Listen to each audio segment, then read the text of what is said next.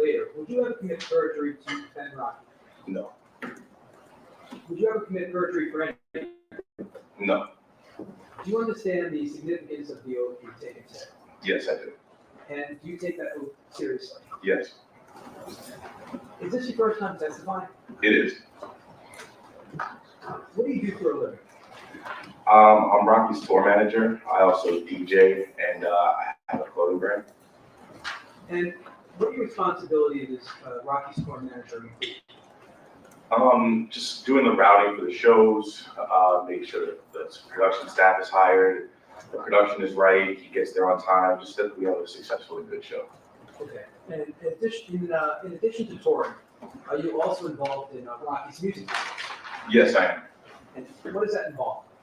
Sometimes I'm featured in the videos, but most of the time I'm there to like help manage directors, producers, assistants, props, light, anything, just kind of helping hand. Okay.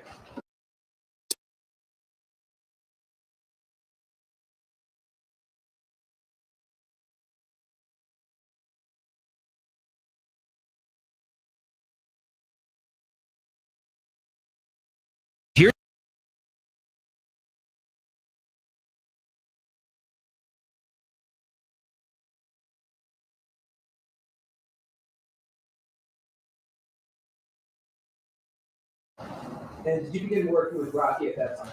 Not right away. It was a couple months after. It was either later in 2010 or early 2011. And what was your first position with Rocky? I was his assistant first. And what did that involve? Just like assistant tasks, make sure he's up on time, he makes his meetings, phone calls, he eats, his bags are packed, he's prepared for the day. Okay. And was there a time where you switched positions? You stopped doing that? Yeah, I did that for about 3-4 years, and then I started being his tour DJ, and like when he did after parties or clubs, his DJ for that as well. Okay. And when did you start becoming his tour manager? I would say 2017, 2018, somewhere around there. Okay. Now, in addition to the work you do for Rocky, have you held any other jobs? Well, yeah, I DJ and I have a clothing brand. Okay. I DJ on my own. Yeah. And how large are the venues that you DJ for? It varies. I've done like festivals with a few thousand people. I've done smaller private events, like club events. It varies, but I've done international, domestic. I traveled for a lot. Okay. And you mentioned that you met ASAP 12. Is that right? Yeah, the first show I met Rocky. And what's your relationship been like with 12? It's been good. I would consider him a close friend. And did you ever meet someone known as ASAP Rocky? Yes. And what's your relationship been like with him? Over the years, it's always kind of been up and down. It would be times where like we were good, and then like a week later, he would text me or call me and say, "Fuck you, you're a bitch, you're a faggot." Overall, you can answer. He would text me and just be aggressive, like "fuck you, I want to fuck you up when I see you, you're a bitch, you're a faggot." And then a week later, say, "Hey, I miss you, we should hang out." Like it's been like that ever since I've known him, really. What's your understanding as to why it's been like that? Your Honor, that's going to call for speculation. It's also relevant perspective too. What's your understanding as to why it's been that way? What's your understanding? What? What's your understanding as to why it's been that way? The objection is taken. Okay.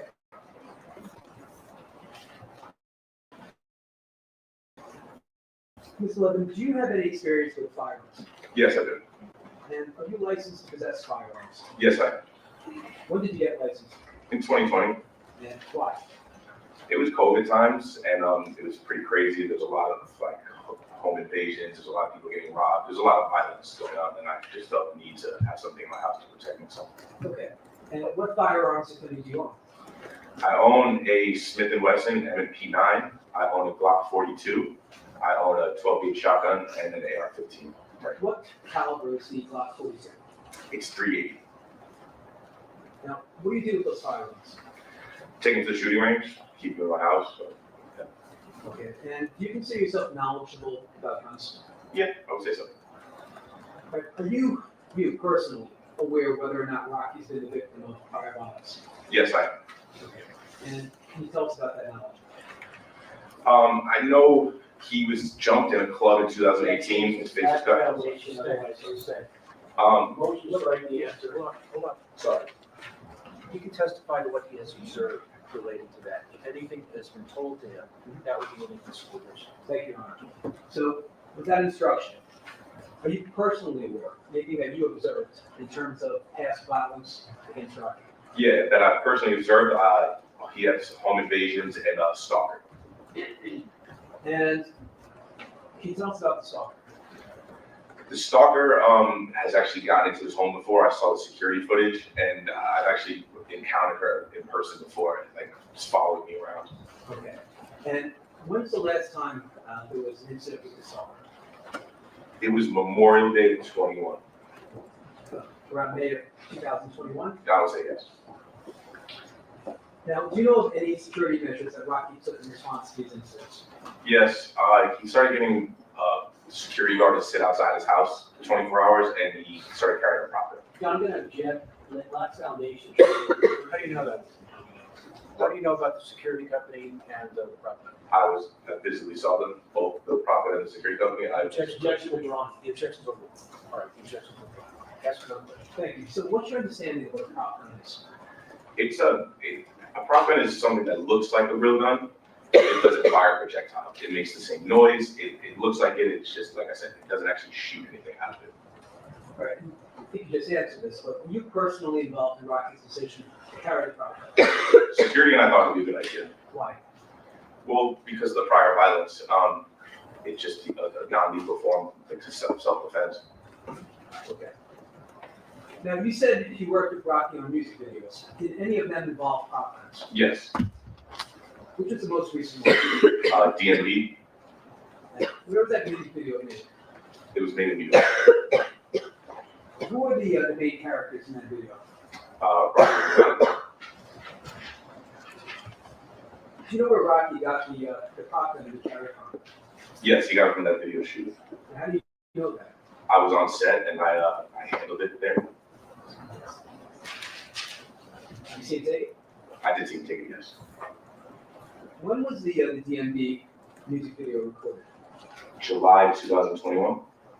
So about a month or two after that May 2021 incident with the stalker? Correct, yes.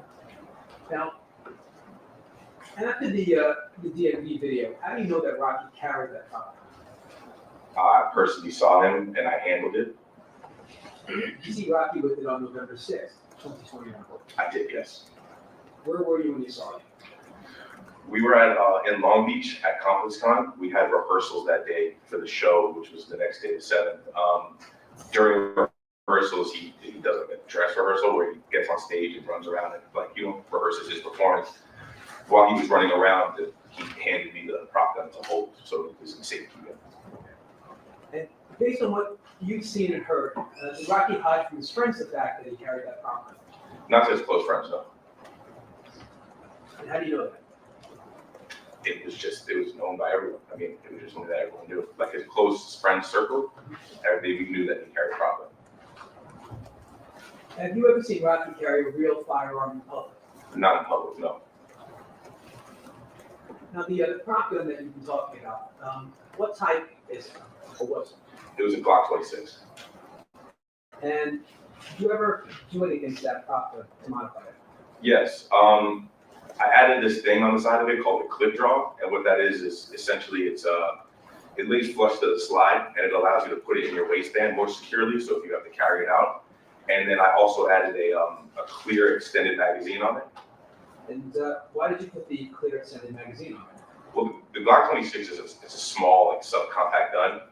The whole point of him carrying this was to make it look intimidating, to kind of scare people off that were going to try to harm him. So having the clear magazine and extended magazine made it look a little bit more intimidating. Okay.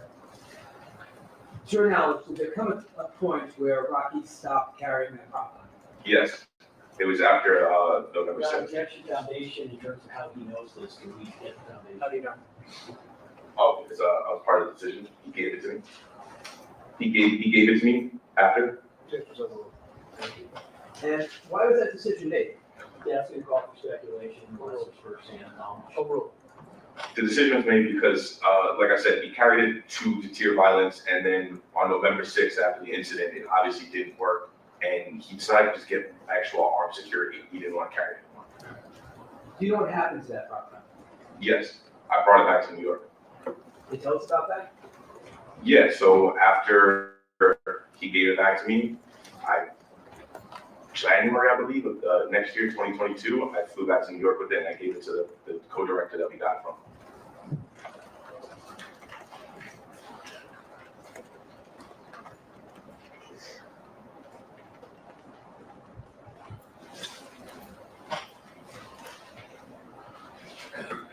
When you said you gave it to him in New York, how did you get to New York with the property? Oh, we took a private jet.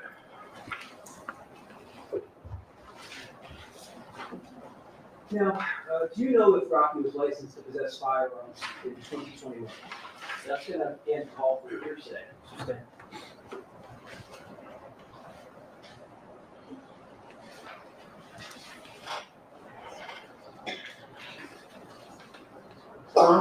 Do you know if Rocky owned firearms in 2021?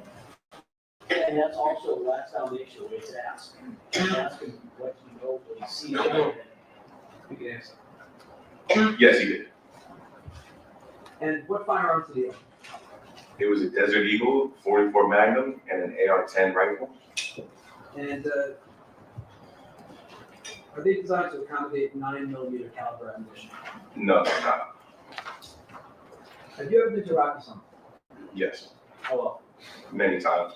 And have you ever seen firearms ammunition there? Yes. Did you ever plan on going to a shooting range with Rocky? Yeah, we did. It was in the summertime of 21, I would say July, August, somewhere around there.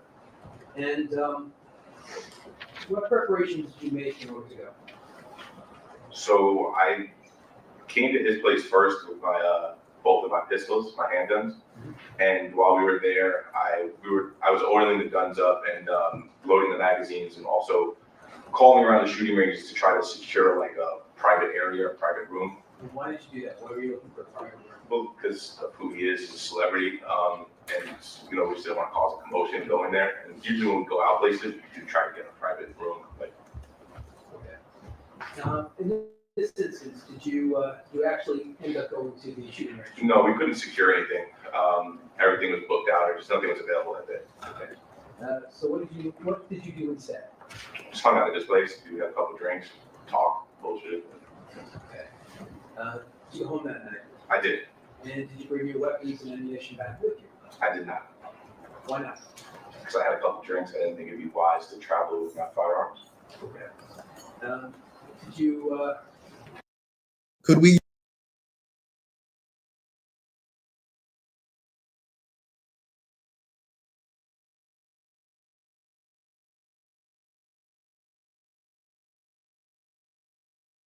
all right, so why did you have a Glock 43 magazine?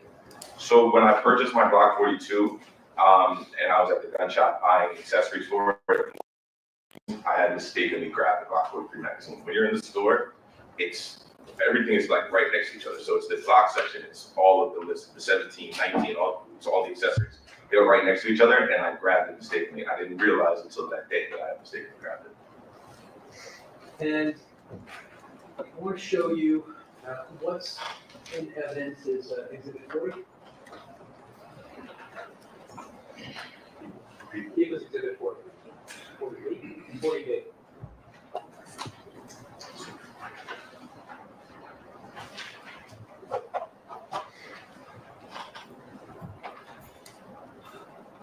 Okay. Direct your attention to this right here. Yes.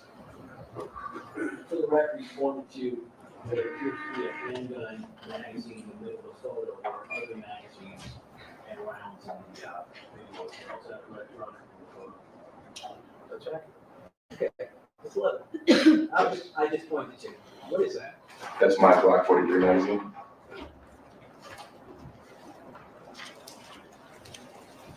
Is this magazine ever used? No. Can you tell that from looking at the picture?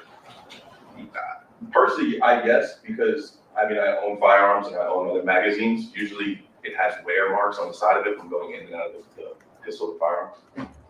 So that one has nothing on it. It's clearly brand new. It's just loaded.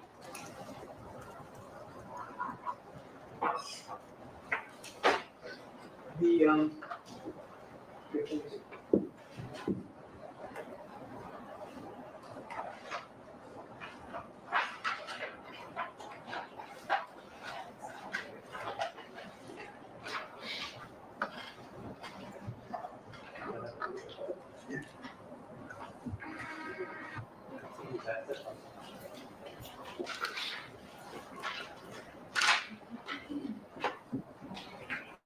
I want to show you, what's the evidence of equal to 42.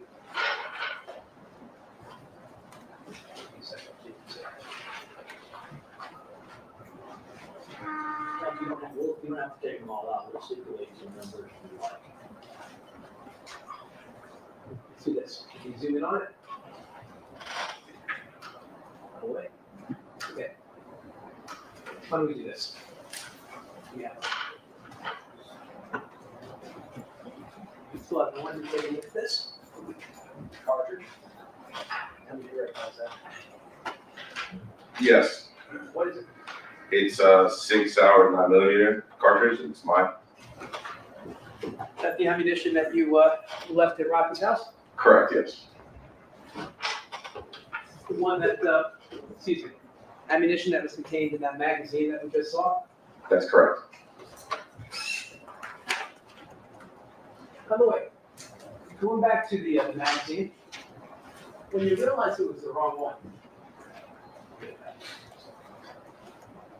when you realized it was the wrong one, why didn't you return? It's a $20 magazine. It would have cost more in gas to go there back and forth in my time. Okay. All right, I want to show you what's evidence is defense exhibit CC.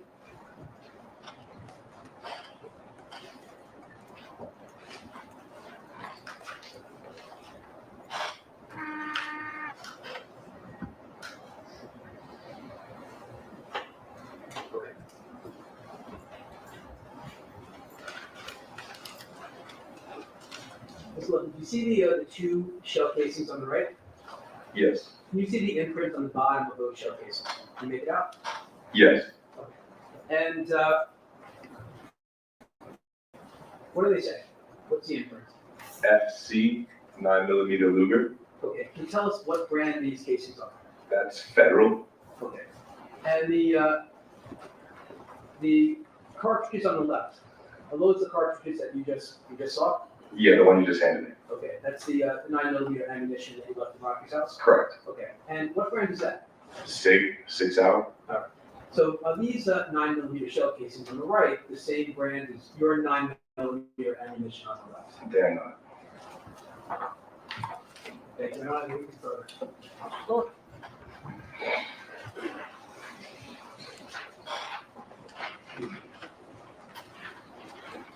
Mr. Levin, as you sit here today, do you consider yourself to be an unbiased witness? Yes, I do. So do you agree that you come in to your testimony today looking at the defendant as basically a brother, correct? Yes. And would you agree that you do not want to see him convicted in this case, agree? Well, I've already facing 24 years. I don't want to see him go to jail for 24 years. Your Honor, please admonish the jury that that is not correct statement. Ask the question. Did you not understand the question that I asked? Can you please rephrase it? So I'm going to ask you going forward, sir. I want you to answer the question I asked, and only that question, and not add anything that you want to add. The attorney who called you will have a chance to get up here and redirect and to ask you anything that he wants to ask. Do you understand that? Yes, I apologize. Can you please rephrase it? My question is, isn't it true, sir, that whether or not the defendant committed this crime or not, you do not want him to be convicted, do you? I believe in the judicial system. Anyone who's committed a crime and is guilty and found guilty by a jury should pay for their crime. I'm going to ask you again, sir. Given your close relationship with the defendant, isn't it true that you do not want him to be convicted in this case? Yes or no? I can't really answer that. I don't know the details, full details of the case. I can't accurately answer that. I'm sorry. You would agree that you have a, in addition to your personal relationship, you have a financial relationship with the defendant, correct? Not significant. Well, wait a minute, you're his tour manager, correct? Yeah, the past 2-3 years, he barely toured. Well, if he tours, would you expect to be the tour manager? When he tours, yes.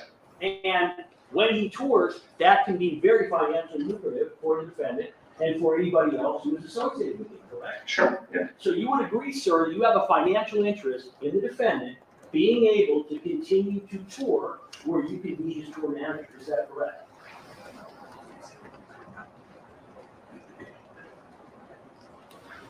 I'm sorry.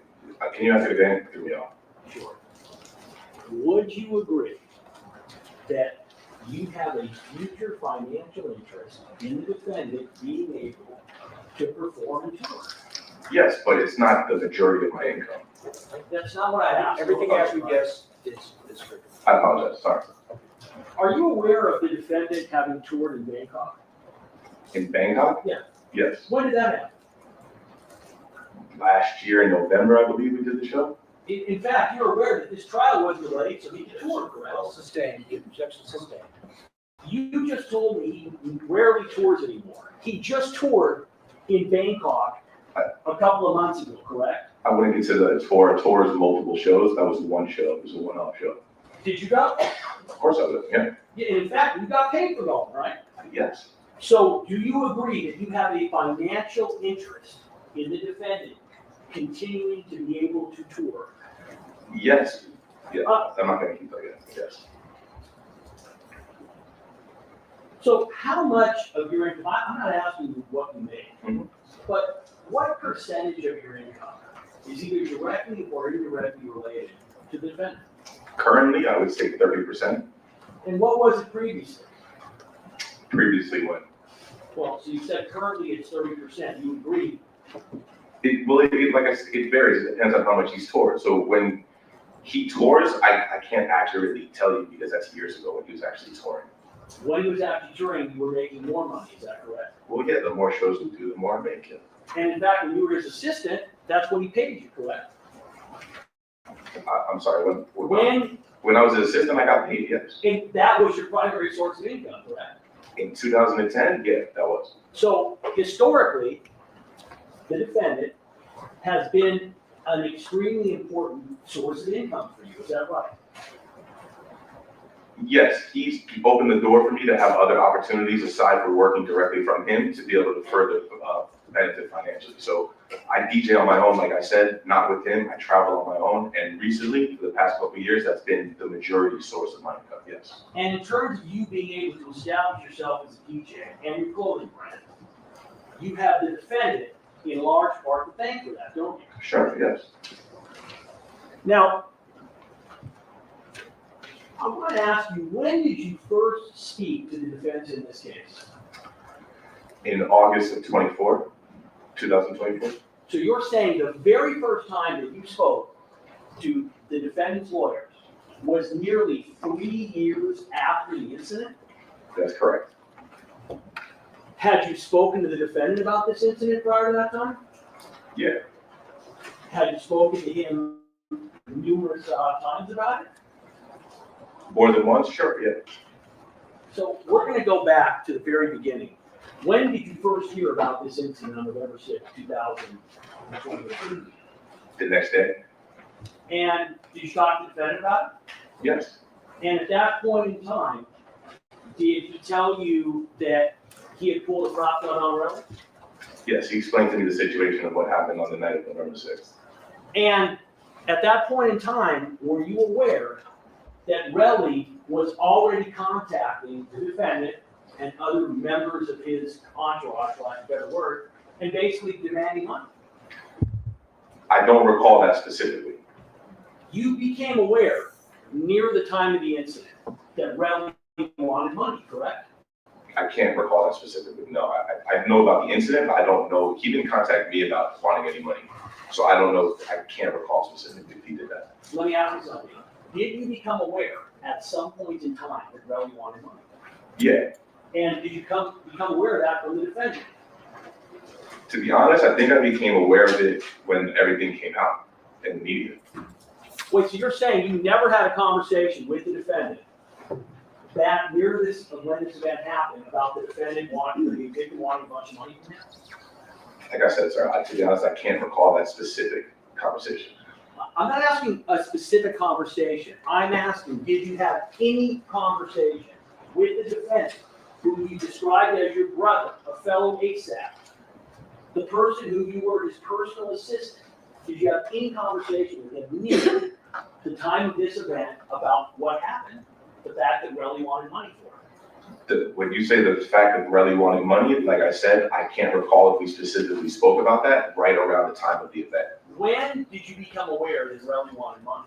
I told you, I don't specifically recall, but I believe it may have been around when everything came out in the media. And when you say everything coming out in the media, do you When mean, the defendant was arrested, and that's going to be in 2022, is that correct? in April, I believe, yes.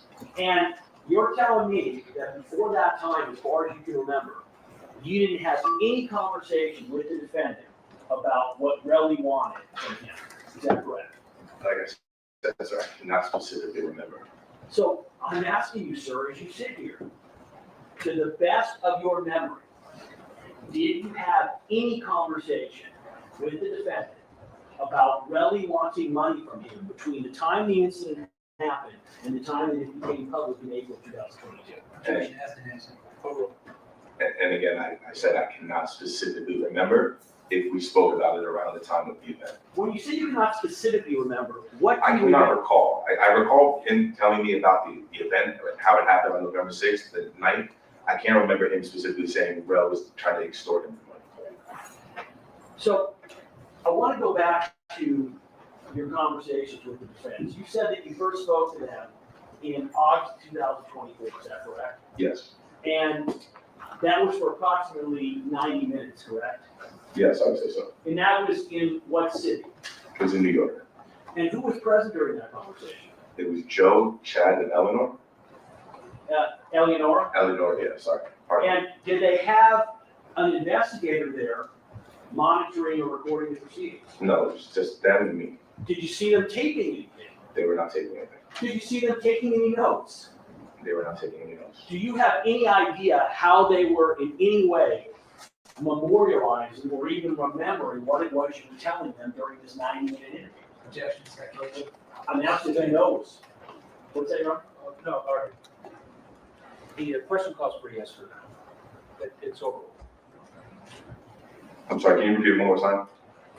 You said they were not recording. Yes. You said they were not taking notes. Correct. You said there was no investigator that was there monitoring. Correct. So I'm asking you, are you aware, do you know how they were keeping track of what you were saying during the interview? Objection, speculation. Absolutely no, he's On in that, the interview. on that ground, we will And it seems a fact on the other. sustain. You just testified they were not recording anything and they were not taking any notes, correct? That's correct. So I'm not asking you to speculate, so I'm asking, do you know, are you aware of how they were documenting and keeping track of what you were saying? Objection. You mean if they were? Yes, if they were, yes, Your Honor. I'm not aware.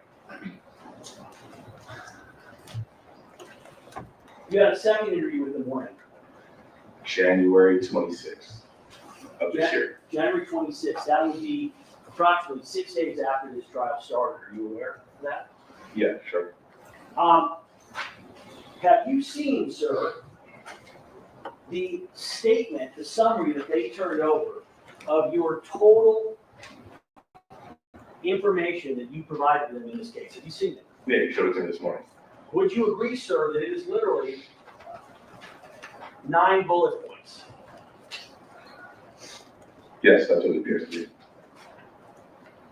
You testified on direct examination to a number of incidents and issues already. You talked about the fact that the prop gun was modeled after Glock 26, is that correct? That's correct. Would you agree that what you said about the prop gun in your prior statement was as follows. Rocky carried a prop gun after being a victim of prior violence and home invasions, correct? Objection, Your Honor. What's the States ground? the evidence, not a prior statement. Correct? This is what's been represented as your prior statement. Rocky carried a Objection. prior- Yeah, This has been represented as a summary of your prior statement turned over and discovered pursuant to PC 1054.3. Is, sir, it says that you said Rocky carried a prop gun after being a victim of prior violence and home invasions. Is that what you said?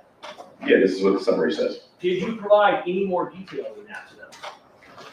In August of '24, I honestly, I can't completely, I mean, if they ask me for more details, then I did give them more details. Mr. Levin, are you telling me you can't remember you're asked about Rocky carrying a prop gun, and you mentioned prior violence and home invasions, and you were saying that you don't know if they asked you, hey, what prior violence, what home invasion? You don't remember that? I don't want to misspeak, and like I said, I can't completely recall. This is 6-7 months ago. Well, you just testified to information on direct examination. You would agree regarding home invasions and prior violence that is not in here, is that correct? I'm sorry, can you guys get another way? I apologize. You just testified on direct examination. You were asked questions specifically about prior violence and home invasions, and you said, as an example, you saw video of a home invasion, correct? Yes, that's correct. Can you tell me where in your statement you mentioned anything about a video of a home invasion? Objection again, Your Honor, it's not in the statement. Can I get a ground, Your Honor? Misleading. Miss, That's not a ground. Overruled. Fine. Misstates the evidence. It's a question, it's not misstating anything. Objection's overruled. Look, can you tell me where you see any information, sir, about having viewed videos of a home invasion? Objection is irrelevant. Overruled. Wait, irrelevant? On his statement. Sustained. On what grounds? It's not relevant what he sees on that piece of paper. Did you tell them specifically about the information of viewing video of home invasions during your interview? Tell them that. Again, this is 6-7 months ago. I don't want to misspeak. I don't want to say yes, I don't want to say no, and I don't feel confident. I don't want to misspeak. I don't recall, sir. I'm sorry. What about 2 weeks ago in January when you spoke to them? Did you talk to them about it then? I believe so, yes.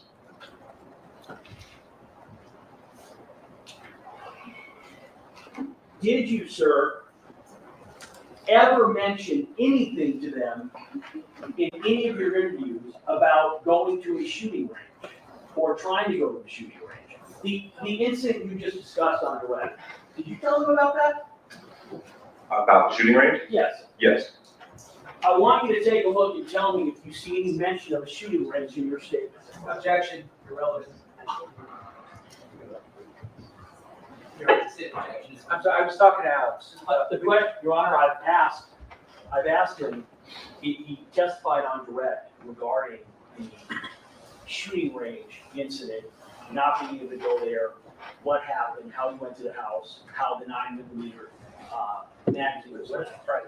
What about that? I'm asking him, he said, yes, I told them that information. I'm asking him, do you see that information in your statement? The objections are, it's irrelevant what he sees on that piece of paper.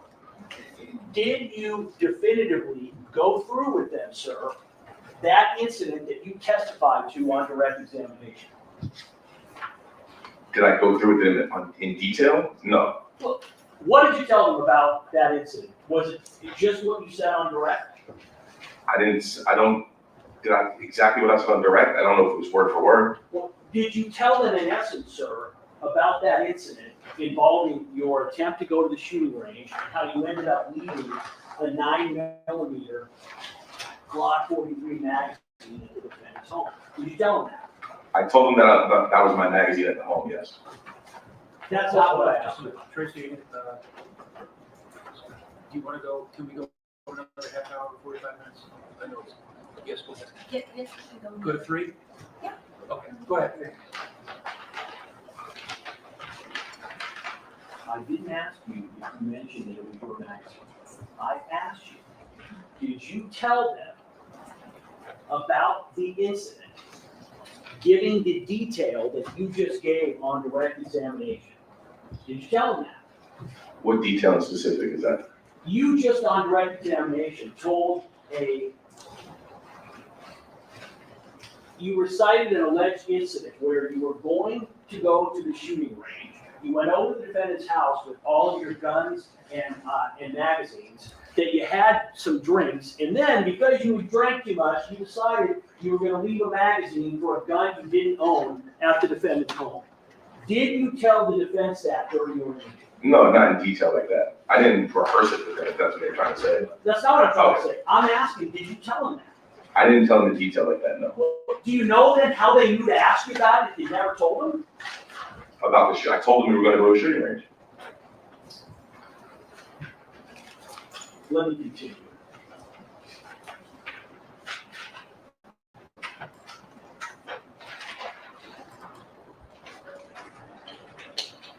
Were you ever asked, sir, were you ever shown what I just showed you, those bullet points? Were you ever given that to the defense and said, hey, listen, Mr. Levin, does this accurately depict what you told us?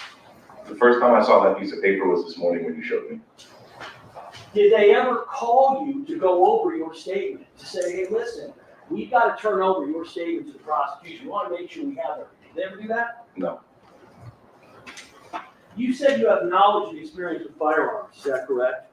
Yes, You said you owned numerous firearms, is that correct? correct. You are currently a resident of California, have been a resident in California for many years, is that correct? Yes, And you understand there's a legal duty to register firearms in California, is that correct? that's correct. And you would agree that you have a history of complying with the law and registering your firearms, is that right? When I buy my firearms, I buy them at a licensed dealer, yes. And you were aware, sir, before you ever took the stand today, you were aware that the Glock 43 magazine that you allegedly gave to the defendant, I didn't give it to him. I left it at his that house. you left there. Yes, You were aware, sir, that you did not have a registered gun that would fit that magazine, correct? that is correct, yes. And in fact, isn't it true, Mr. Levin, that you understood that because you did not have a registered gun that would fit that magazine, that you had to come up with a story to explain how it was that not only you left a magazine at the defendant's house without a firearm to go with it, but also why you had that magazine in the first place, is that correct? I didn't have to, I didn't have to come up with a story as the truth. And when is it your position that you first told the defense the details that you just described about having brought that magazine over with your gun, having had the drinks, and having left it there? When did you first tell the defense about that? Like I said, with the full I told him in August that that was my magazine at his house. The full details of that, I can't believe, I can't remember exactly when I told him the full details of the story. Well, you only talked to him twice, you said, right? 3 times. 3 times? Yeah. Okay, so did you tell him that on January 26th? We didn't get into details. They just asked me about the shooting range incident and why the magazine was there. Wait, how did they ask you about a shooting range incident when you'd never told them about the shooting range? I told you, I had told them about it. So you told them about the shooting range incident back in August of 2024. Well, yes, I believe so. And your testimony is that even though you told them about it, they didn't ask for any details, is that correct? In August of 24, I can't accurately remember. I don't want to misspeak, sir. Say again? We just come up with one section.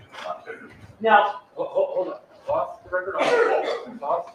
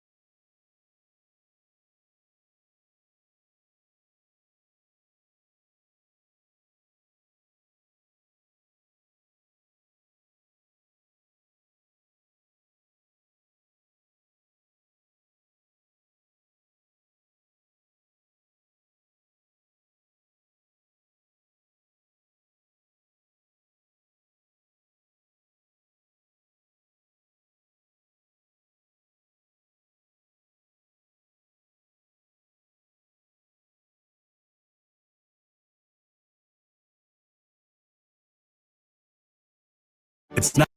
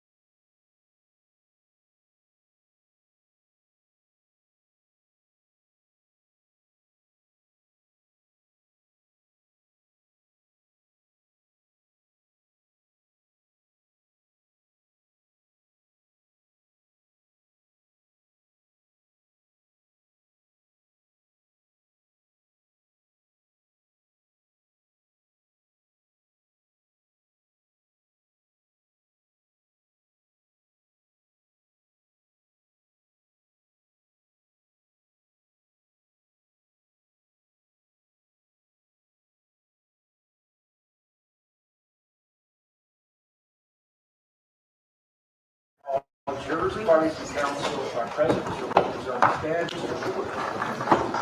Just whether you have testified, you have experience in knowledge of prop gun.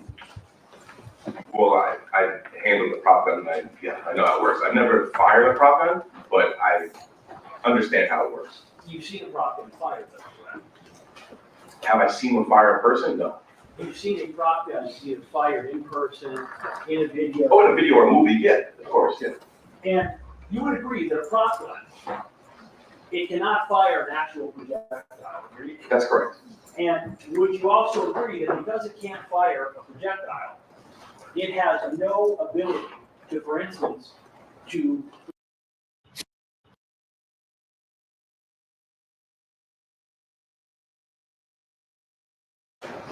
there's no bullet that can be fired from that prop gun.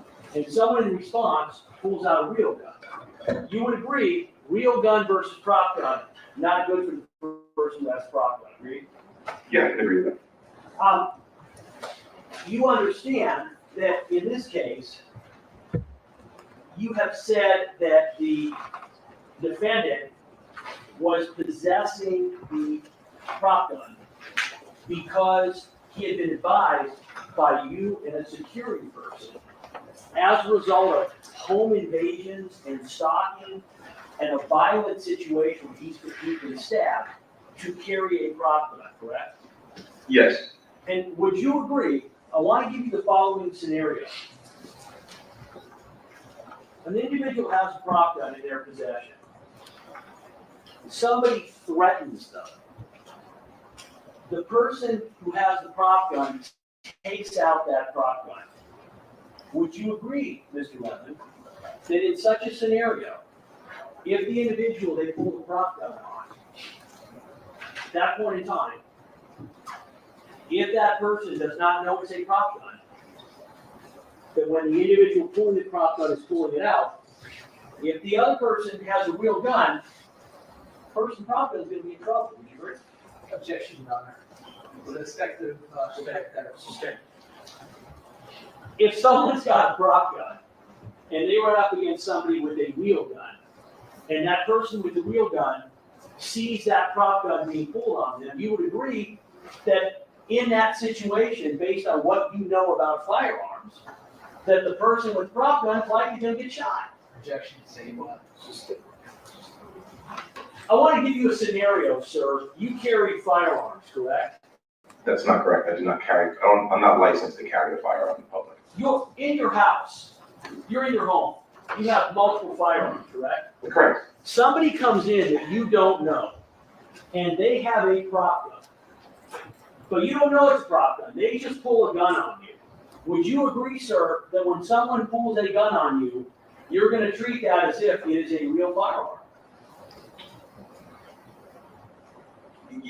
I mean, it kind of, it depends on like this, there's other factors in the scenario that I would need to like know. I can't just really speak on that just like that. So you're in your house, and someone is coming in, an intruder, and you don't know, and they have a gun in their hand that looks like a real firearm.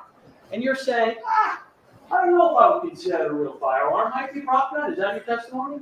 Well, no, I'm saying there's other factors that would be in it. If someone came into my home and was pointing a gun at me, and I believed it to be a real gun, most likely I would comply with what they wanted. Because if I thought it was a real gun, I went to go pull out a gun. In the motion of me trying to pull a gun out, they would possibly gun me down.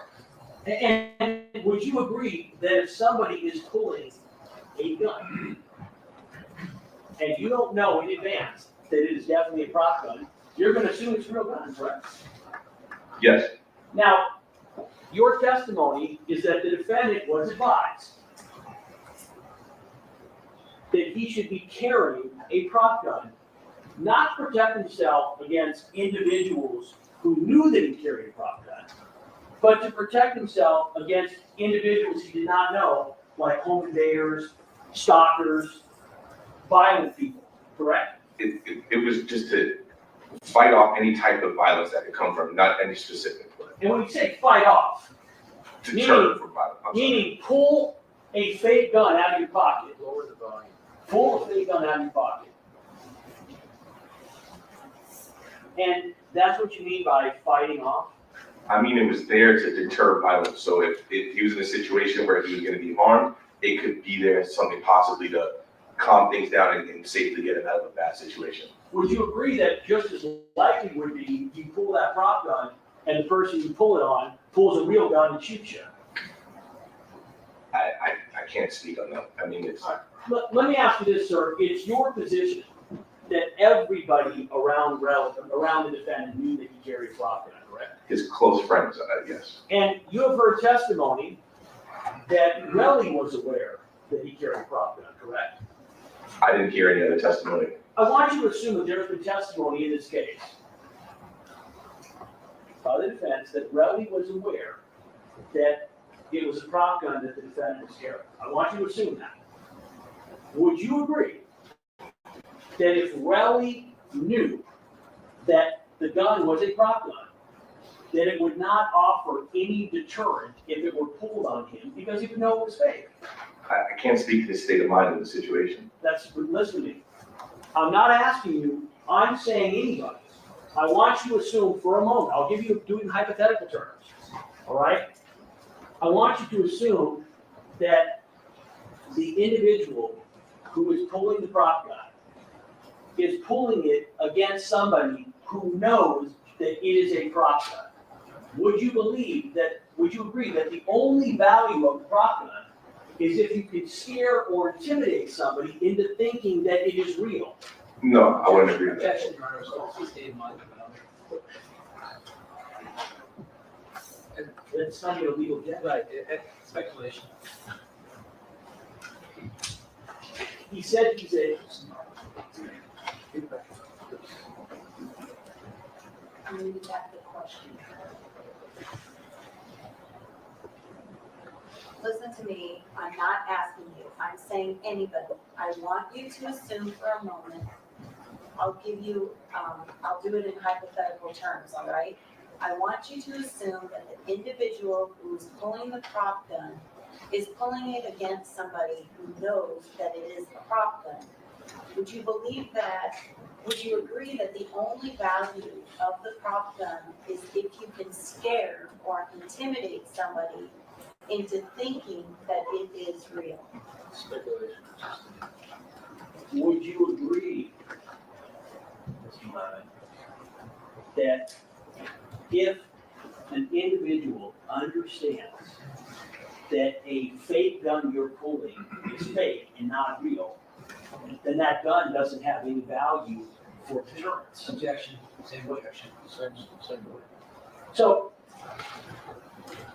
there's been testimony in this case by the defense that, again, Relly was aware that this was a prop gun. Are you aware that the defense in this case, Mr. Levin, is that the defendant pulled the prop gun on Relly to stop him from attacking Hills? Are you aware that that's the defense? Yes.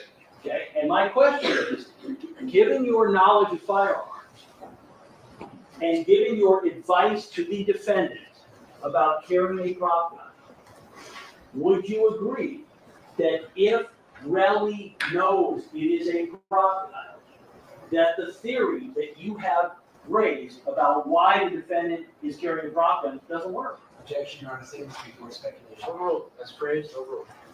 Well, no, so the prop gun, like I said, it makes a loud noise, so that's gonna draw attention and possibly draw police to come. So if he's beating up Ills and nothing is going, and no, like he's not stopping, nothing's like stopping him, that loud noise is gonna draw a lot of attention from all people around, and it's gonna help deter the situation. Would you agree that if a prop gun is used, that there is no reason for the person pulling the prop gun to aim the gun down or to fire, quote, a warning shot, because in the end, the gun can't fire a shot, period? Would you agree? Objection, speculation, Your Honor. It's just You testify, you understand how a prop gun works, correct? Yes. Can you fire a warning shot with a prop gun? Well, I think they're kind of all warning shots. There's no actual shot bullet that comes out of projectile. So you would agree that you can't fire a warning shot with a prop gun because you can't fire a shot, period. All you can do is fire off the prop gun and have it make noise. Would you agree? That's correct, it doesn't fire projectile. Would you agree that if you have a real gun with bullets, and you point it at somebody, and you pull the trigger, that there is a likelihood that that person gets shot? Would you agree? With an actual firearm? Yes. Yeah. that's- Would you agree that the idea of a warning shot with a real firearm is that you are pointing the gun in a direction and pulling the trigger where no one is going to be hit, so as to warn the individual, hey, I've got this gun, and if you don't stop what you're doing, I'm gonna shoot you. Would you agree? Objection, speculation, sustained. Would you agree, Mr. Levin, that in firing a shot with a prop gun, that there would be no reason to aim the gun towards the ground because the gun can't fire anything? Objection, speculation, Where's the speculation? sustained. On speculation? Yes. You want to argue with me? I'd like to broach. No. Your Honor, I'm trying to have, to do a very important area, and I'm not understanding. What this witness thinks is the efficacy of a prop gun versus a real gun. What his opinion is irrelevant. Go on to another Just subject. so clear, I'm doing it for his credibility in front of the jury, which is relevant. You've already touched on it enough. Go on to something else.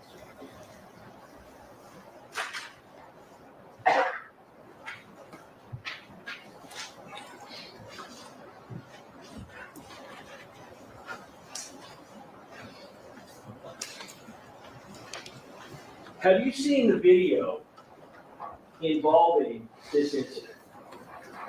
I saw the one that's on TNT when he first got arrested, whenever it was posted, So how many times have you seen the video? maybe twice. You're saying in 3+ years since this incident involving your brother, one of your best friends, a man you work for, that you have only looked at the video of this charged crime a couple of times. Yes, In that video, would you agree, I can show it to you, in that video, would you agree that between shots that the defendant is running around with his gun out and appears to be looking for a line of fire to hit the victim? Objection, irrelevant, sustained.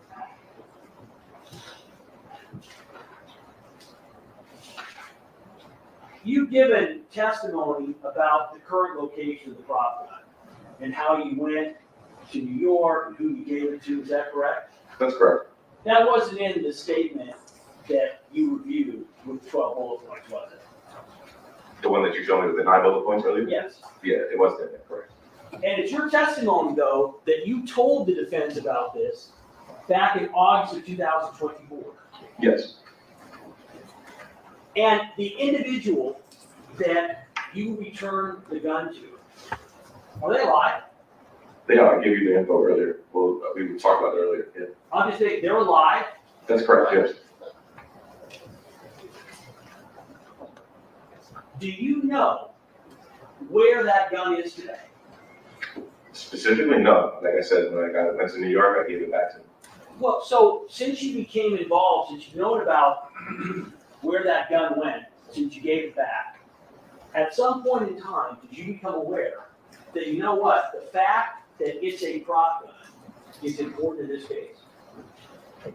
Yes, And you understand that if it's a prop gun, the defendant cannot be guilty of the charges because it's not a real gun. You understand that, correct? that's correct, it's a problem. So what efforts did you make in the last 3 years to try to get that prop gun back so that you could demonstrate, hey, my brother, he didn't do this crime?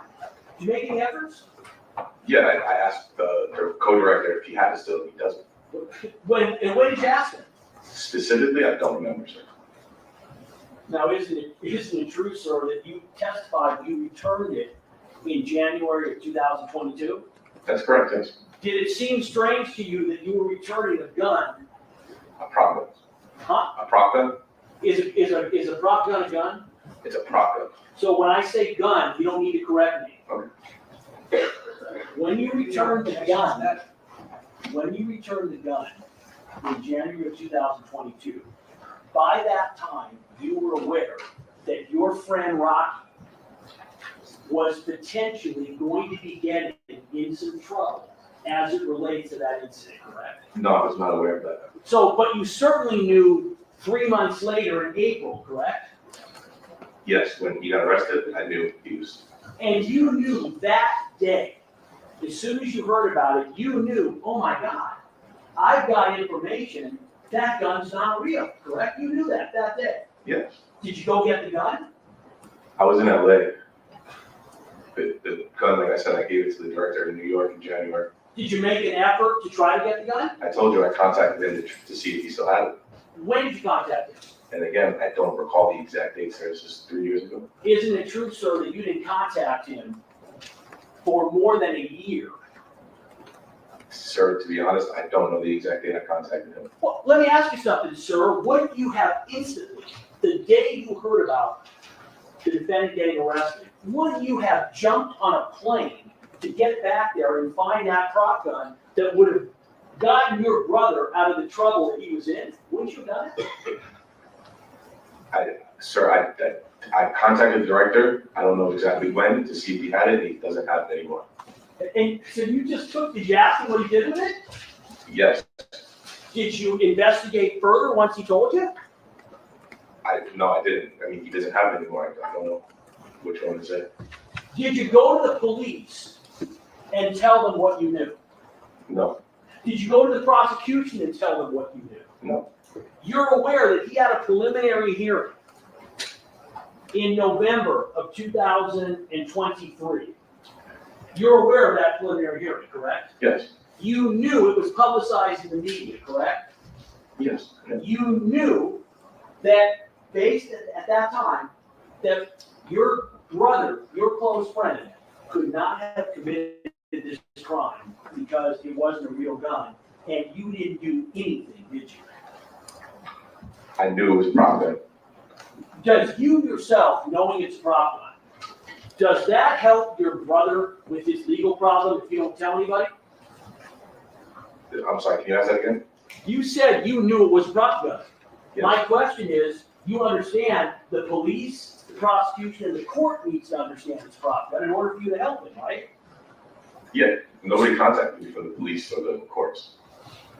Nobody contacted me until like 2 weeks ago about the police. Wait, would you, sir, have had every incentive, every motive, every desire to contact the police and the prosecution to tell them, hey, my buddy, my close friend, my brother Rocky is innocent. That was a fake gun. Wouldn't you have had every motivation to do that? I knew that this was going to court, and I knew I would have my time to speak about it here to the jury. Well, so you decided you would wait, have your brother held to answer, have him brought to trial in front of 12 jurors, rather than simply going to the police and prosecutors and telling them, hey, listen, that was a fake gun. Is that your testimony? Like I said, I knew that this case was going to trial, and I would have my opportunity to speak here in front of the jury and explain it. I want to ask you again. Okay. Did you understand that by not coming forward, that you were putting your brother, your best friend, in more legal jeopardy? Did you understand that? No, I didn't. I didn't understand that. I didn't. No. So you were present on April 20th, 2022, when a search warrant was served with Mr. Mayor's residence, correct? I wasn't present when it was served, but I was there during the search. Yes. You were there when they were doing the search, correct? Correct. Yes. The police, correct? Yes. The police, the detectives handling this case, correct? Correct. That man seated right in the back. Can you stand up for me, detective? You saw him at the defendant's house, correct? That's correct. I'm pointing the eye on this case. Did you walk up to him and say to him, detective, yours a prop gun. That's not right. He didn't do anything. Did you tell the detective that? At that time, I didn't know any details of the case. I just got a phone call saying that there was a search warrant being done at his house and I should go over there to just be there. I wasn't aware of any of the details of the case. This was early in the morning. I was just getting out of bed. I didn't know that he was being charged for, I didn't know what he was being charged for. Didn't you already testify, sir, that you had talked to Rocky the day after the incident happened and you knew that he had used a prop gun? Correct. So you're telling me that when the detectives are showing up, serving a search warrant, that you had no idea what it was related to? I didn't know that this was going to be, it was going to a criminal case until that day. So when it was that day and the detective is there, you wouldn't have had to call him, you wouldn't have had to go down there. He's right there, and you could have told him it was a prop gun. You could have done that, correct? I didn't know the details of everything that was going on at that time, sir. I didn't know what was. Listen to my question. Could you have told the detective on that day it was a prop gun, it wasn't real? Could you have done that? When I was speaking to the detective, Yes. I could have told him, but I didn't have any details of what was going on, sir. It wasn't, at that time, I Most didn't. describe everything after yes. Did you tell him it was a prop gun? Did I tell him it was a prop gun on that day? Yes. No. Now, you were also aware, on that day, you were aware that they collected evidence, correct? You were there supporting your friend, is that right? I was aware they collected evidence. By the way, you said you got called when they were serving the search warrant. Who called you? It was somebody that was on the plane with him. I can't remember exactly who it was that day. Well, so, It was like 7 in the morning. I was just waking up to just, hey, you have to go over to Rocky's house. They're going to search the house. And I just jumped in my car and I didn't ask questions. I just went. why would you have to go over to Rocky's house when you're serving a search warrant at Rocky's for something that doesn't involve you? Well, I've worked with him for a long time and I actually sometimes manage his property. So I'm able to get access to the house. I have keys. So I could have opened the door instead of them busting the gate open and running the door down. I mean, and if they needed anything in there, I was just there, we have nothing to hide. So I was there if they needed anything. Even at one point, they needed to get into a safe that I'm so sorry. What's that? I'm so sorry. Slow it down. I'll slow it down. I apologize. Slow it down. So you go over to the house and you are there when they are collecting guns, correct? I was outside the whole time, so I didn't see exactly what they were collecting. You became aware on that day or shortly thereafter that detectives did not find a prop gun, correct? Well, yeah, there was no prop gun in the house So how did you know there was a prop gun in the house? because on January of that year, I brought it back to New York and I got tested on. How did you know there was no other prop gun in the house?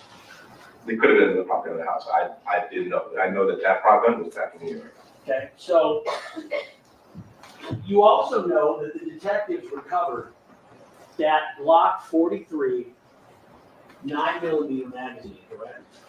Yes, I know now they did. Correct. And it's your testimony that that was actually your magazine, am I correct? That's correct. And it's your testimony that even though you do not own a Glock 43, that you bought a 380, correct?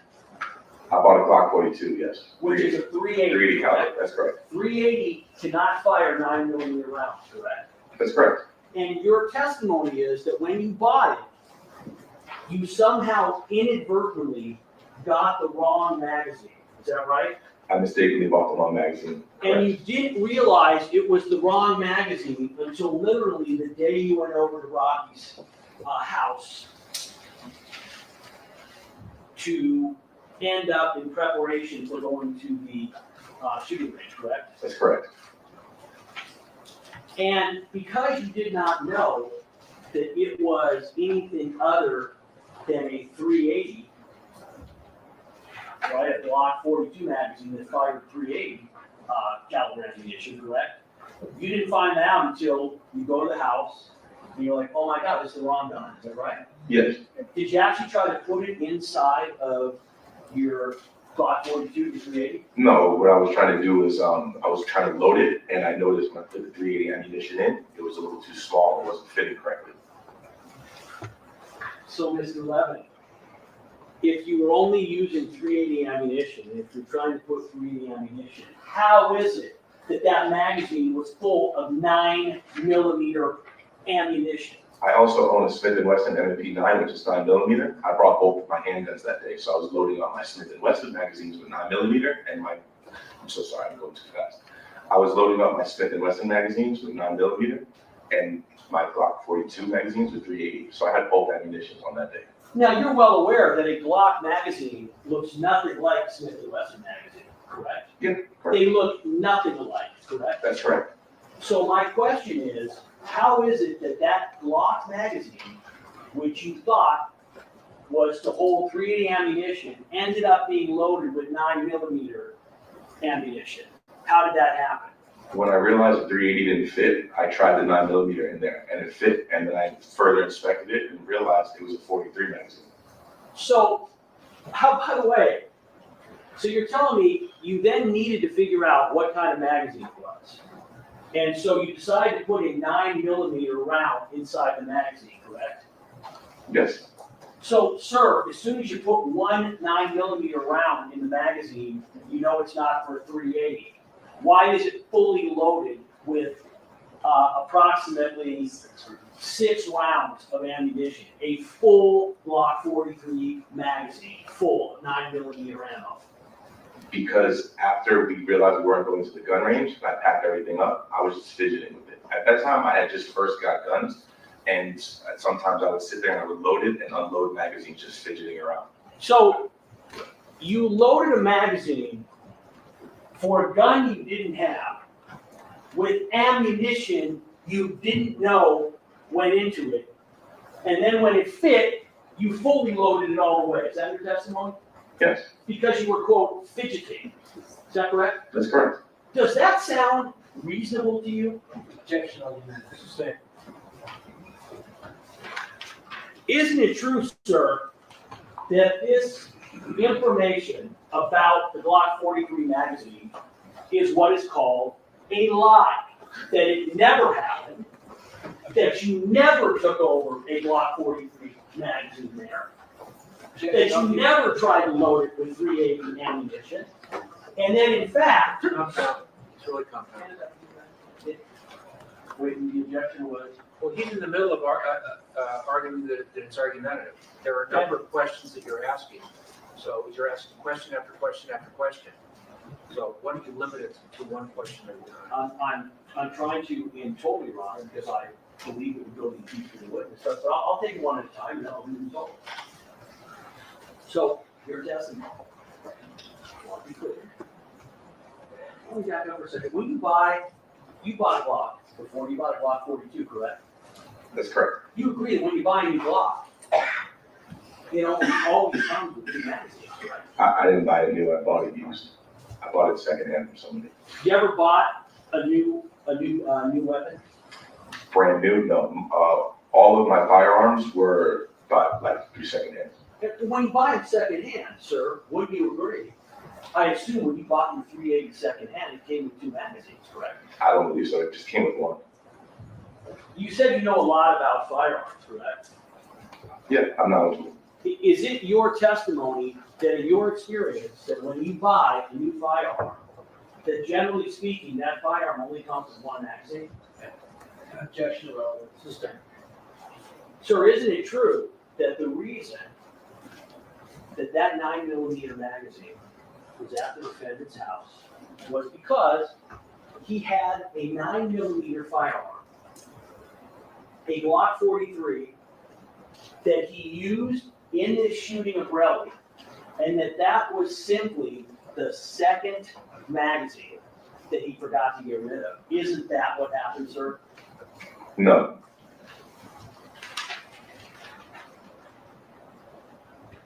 As a firearms owner in California, you would agree that it is very difficult, and it has been difficult to get ammunition in California since 2019. Would you agree?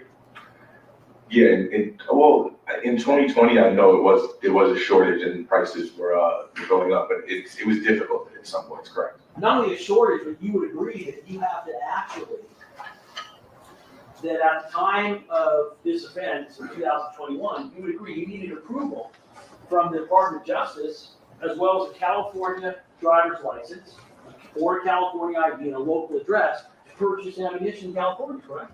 I don't know about approval, but whenever I bought ammunition, all I had to do is show my driver's license. So that was a California driver's license with an address, yes.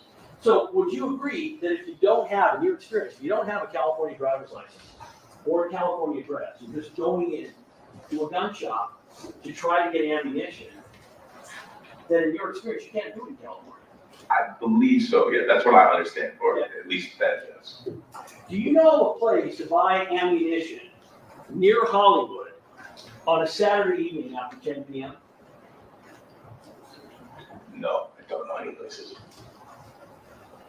Who is ASAP Bills? ASAP Bills is a member of the ASAP group collective. When's the last time you saw him? Last year at some point, I want to say maybe November, September, I can't remember the exact date. When's the last time you had? At Grain.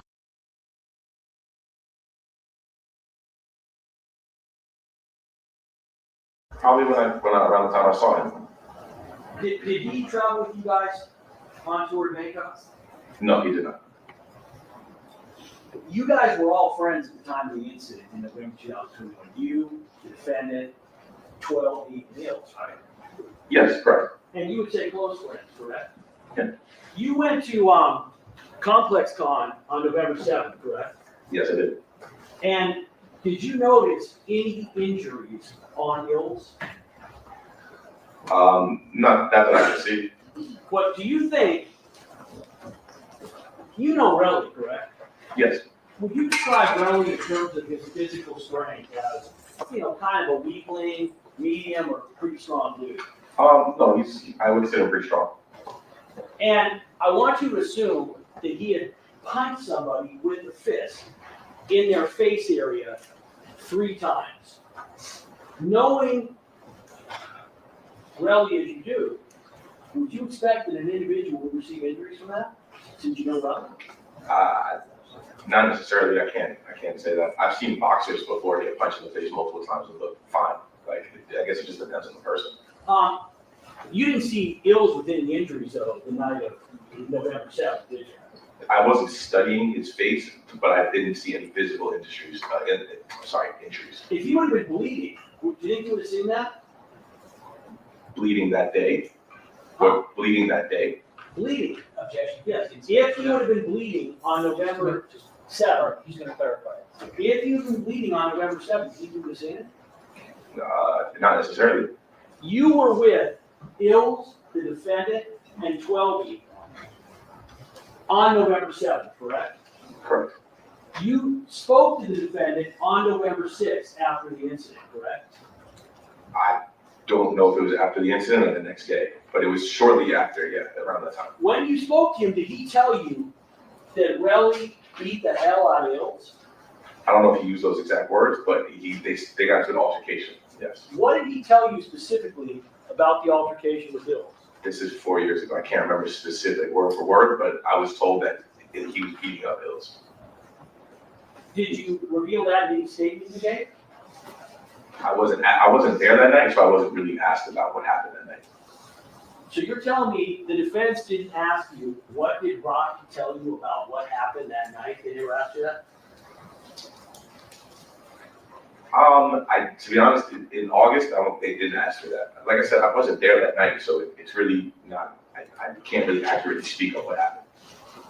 As you sit here right now, I want you to tell me, as best you can, everything that the defendant has ever told you about this incident. I'm not asking you when, I'll get to that, but I want to know everything that he has told you about this incident. He mentioned after the rehearsal, on the 6th in Long Beach, he went to go meet up with Rel. They got into an altercation. Well, he got into an altercation with Ills. Rel was being the aggressor, and he had to use the pop gun to kind of stop it, to calm it down. Did he tell you that he was upset with Relly beforehand and was trying to meet up with him? No. Did you become aware at any point in time that he had been texting Relly, meaning the defendant, trying to meet up with him? No. did you become aware that he had brought his prop gun allegedly to this meeting with Relly? Well, yeah,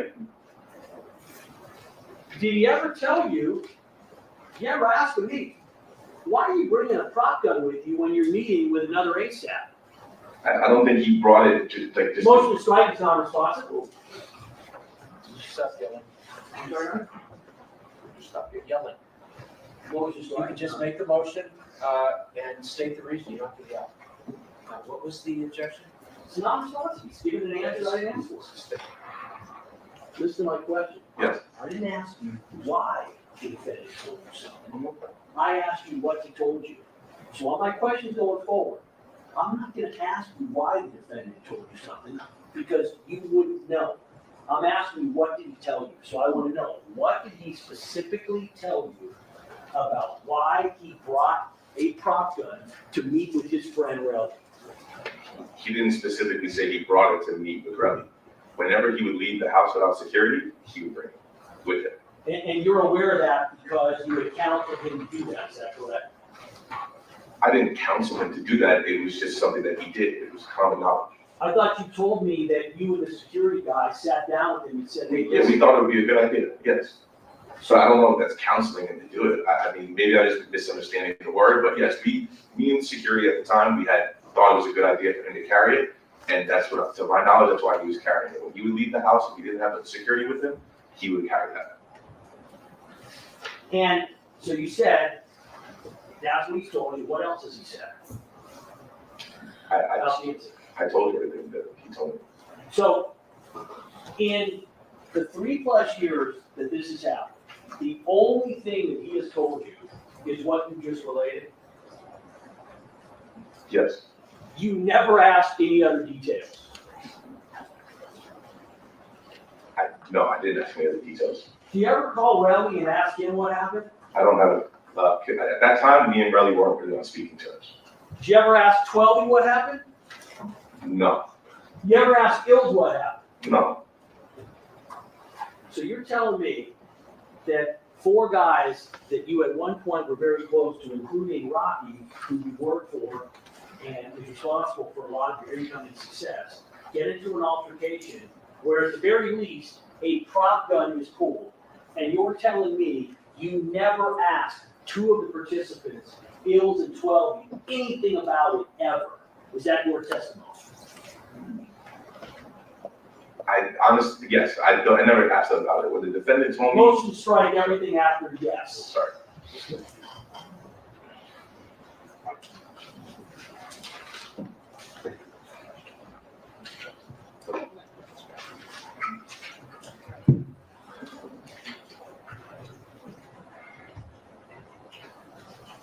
Is it your testimony that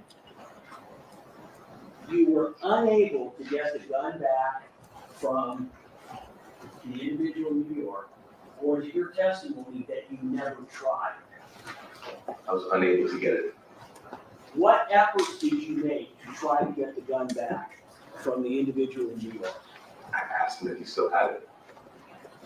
And when he told you that he didn't, did you make any further effort to track down where it was? I don't know what other further effort I could have made.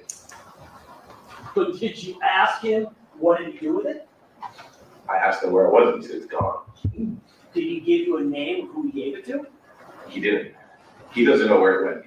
What he, to my understanding, is he has a studio right in New York that him and his other creators they all use. It's like a studio where they keep camera equipment, they keep lighting equipment, they keep prop equipment.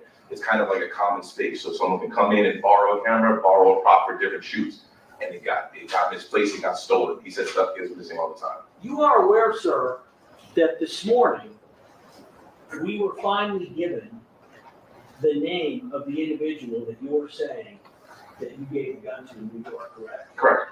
Objection around. The court has made a ruling on this previously, Your Honor. Are you aware that we called that individual this morning and spoke to him? Yes. And it's your testimony that that individual, if asked, what happened to the gun? His response would have been, I have no idea. Objection, Your Honor. It's irrelevant. It's actually strict. I can play it, Your Honor, if you like. The court made certain rulings. The objection is sustained. Do you recall the other day I talked about speaking objections, arguing? Remember that? Do you remember that? I do. All right, I'm keeping track of every speaking objection that is made, every argument with the witness, argument with me. I'm keeping track of all that. He made an objection. I sustained it. Go on, to the next question.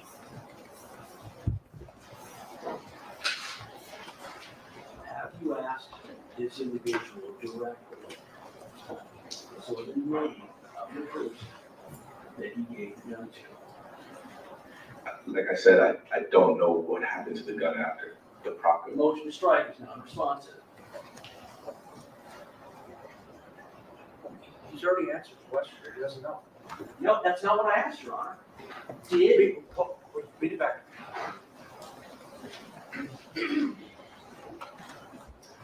Have you asked this individual directly for the name of the person that he gave the gun Oh, all to? right. No, that's a fair question. Objection, Your Honor, this states the testimony, he didn't say he gave it. Oh, have you asked him for the name of the person that he gave the gun to? that, wait, that is not what he has testified to. Your Honor, he He said testified, he didn't give it to, he gave it to the person who he got it from. and I've asked him if he asked the person that he gave it to. Oh, I see, okay, all right, I got the question, all right. Have you asked the person that you gave it to the name of the person that he gave the gun to?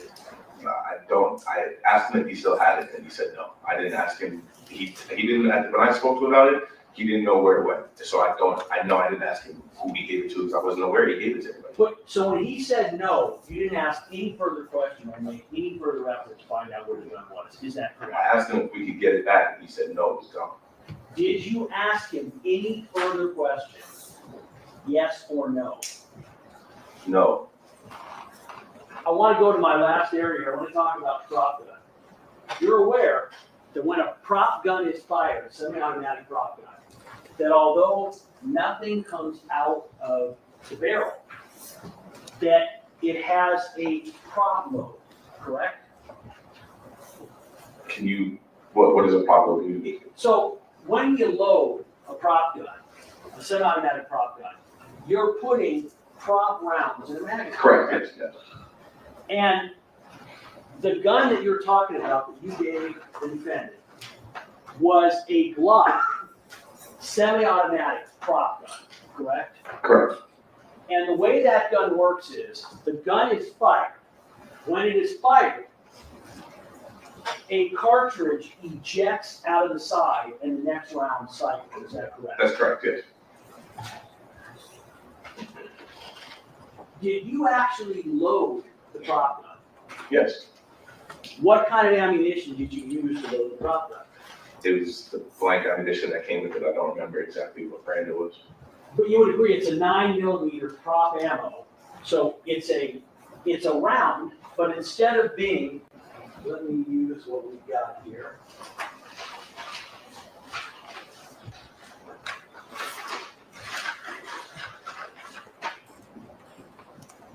May I approach, Your Honor?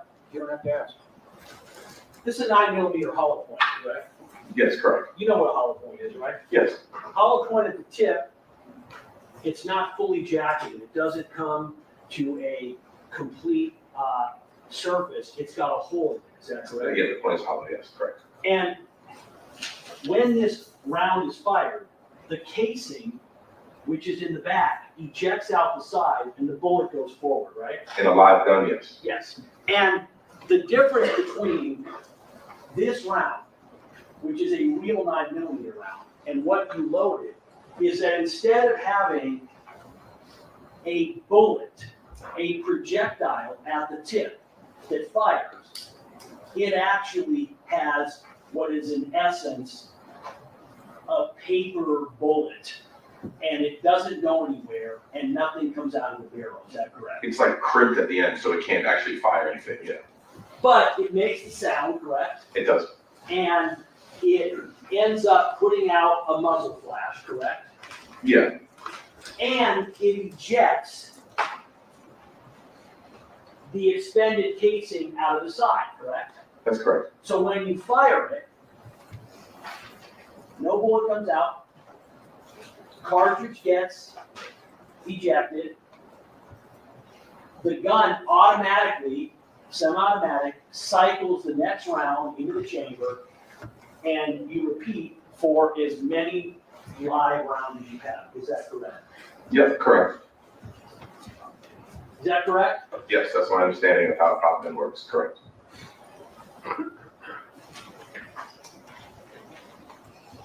One moment, Your Honor.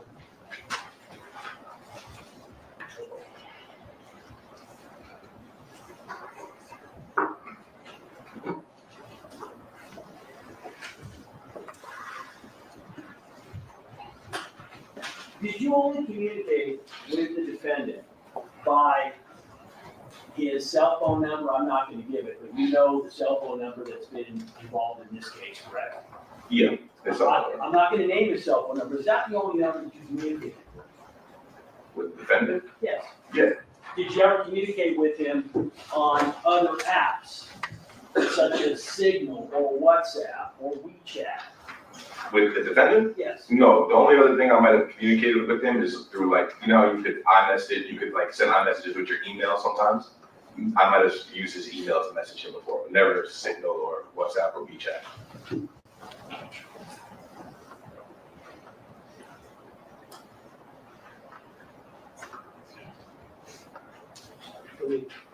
This is People's 21. Is this the iMessage that you're talking about addressed to? Yep, yeah, that's the one, yeah. And when we say Luigi, that's another name for the defendant, is that right? No one calls him Luigi, it's just an email address he made. Okay.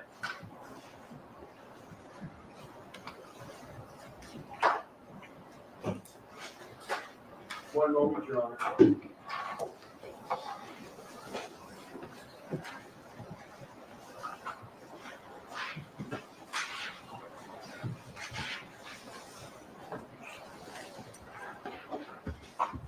How long before the search warrant was executed at the house in April of 2022 at the defendant's house was it that you had brought over your guns and where you had left the locked in magazine? That was in, like I said, we went to the shooting range, but we were gonna go to the shooting range in summer of 2021. So July, August, I don't remember the exact date, but it was in that vicinity. And you brought a number of guns there, is that right? That day, I brought my 2 handguns. And which handgun did you bring? Smith & Wesson M&P 9, which is a 9mm, and Glock 42, which is a 3/8. Okay. Do you know how it was that you ended up only leaving a Glock 43 magazine that didn't fit any of those guns there? How you managed to leave it there? Well, because when we realized we couldn't go to the shooting range, I packed up my bag and I left this Glock 43 magazine out while we were drinking and just hanging out. That's when I was fidgeting around with it. The next day when I went to go pick up my stuff, I just grabbed the bag and I didn't grab the magazine because it was separate from my bag.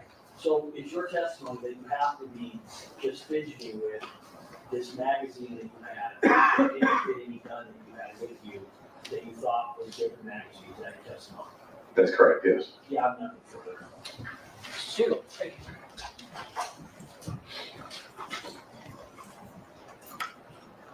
So if you were asked, if you found out that immediately after the incident, Melly demanded money from Rocky, if you were, let me withdraw that. If you were asked if you found out immediately after the incident that Melly demanded money from Rocky, if you were coming in here just to keep, to help Rocky instead of telling the truth, would you have just come in here and said, yes, Rocky, let me withdraw that. Let me ask it this way. Ms. Levin asked you if Rocky told you immediately after the incident that he was being extorted by Melly, and you said, no, you didn't know immediately after. If you were coming in here just to help Rocky, wouldn't you have said, yeah, he told me immediately after? And speculation both. He gets to finish the question. Even if it's leading. He gets to finish the question. Finish the question. If you were coming in here just to help Rocky, would you have answered his question that, yes, Rocky told you immediately after the incident that Relly was trying to extort him? Leading and speculation, Your Honor. Yeah, that's true. Now, you were asked about why you didn't come forward and tell prosecutors and the detectives that it was a prop gun. Are you aware that Rocky told his lawyers from the outset that it was a Objection, prop that's gun? been called for And the lawyers were speculation. dealing It's with an improper prosecution. question. Stop. It is. It calls for hearsay and it's irrelevant. The objection sustained. Ask another question. Do you know conversations Rocky's had with his lawyers? Objection relevant, also to the call for hearsay. Okay. Motion to direct the council not to ask any questions in this line. You feel a question is objectionable, lodge an objection. I'm not gonna tell any lawyer how to ask questions.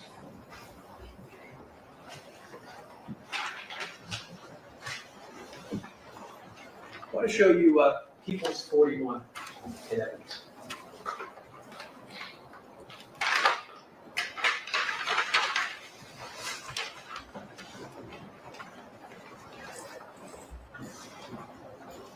What is that? That is the Glock 43 magazine that I left at his house that day. Do you see any scratches on that at all? Can I touch it? Yeah, please. No, it was brand new. Has it ever been used? That's been called for speculation. Sustained. How's it look to you? It looks unused and brand new. Now, you were asked about the ASAP ills and cross-examination. Do you know the condition of ills today? My knowledge is unreal. Objection, that's been called for speculation and hearsay. I'm sorry, I'm seeing. Running back to foundation. Now, you were asked about what Rocky told you about the incident repeatedly. Did Rocky tell you about it immediately after it happened? Yes, And was this an everyday topic of discussion in your life? the incident? Yeah. No. And do you know whether Rocky was told by his lawyers after his arrest Objection, not to discuss the objection. incident? Sustained. Your Honor, can the jury be instructed to ignore that question has been asked 3 Questions times? are not evidence. Mr. Siegel, I don't want you to ask any more questions about conversations that you or Mr. Takapina had with your client. No more questions about that. I have no more questions on anything. Finished. Thank you All right. very much. Thank you very much. Good, thanks. Mr. Lewin? Wait, whoa, I apologize. I'm sorry. hold So on. sorry, so sorry. You have anything? No, I do not, subject to. Sorry, no. All right, you can leave for now, but if you're notified to return, you must do so. Understood. All right. Thank you, Your Honor. Have a good day. Next witness.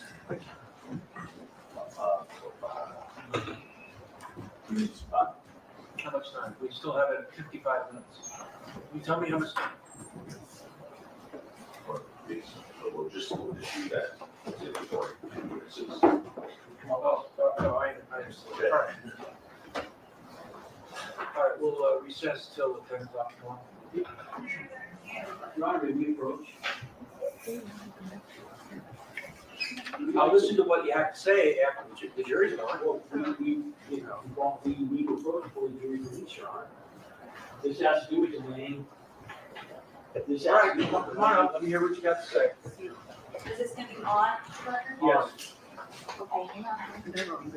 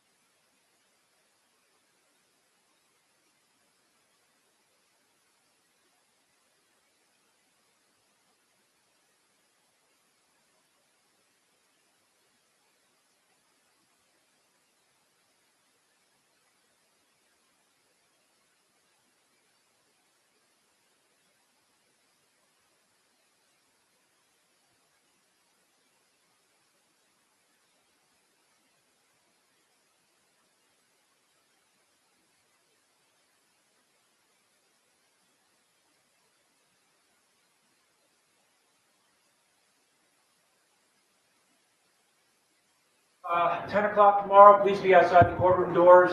Please don't discuss the case among yourselves or anybody else. Remember to keep an open mind. You have not heard everything and you are not yet deliberating. Don't review anything or don't look at anything on the electronic media or print media. And we'll see you tomorrow, 10 o'clock.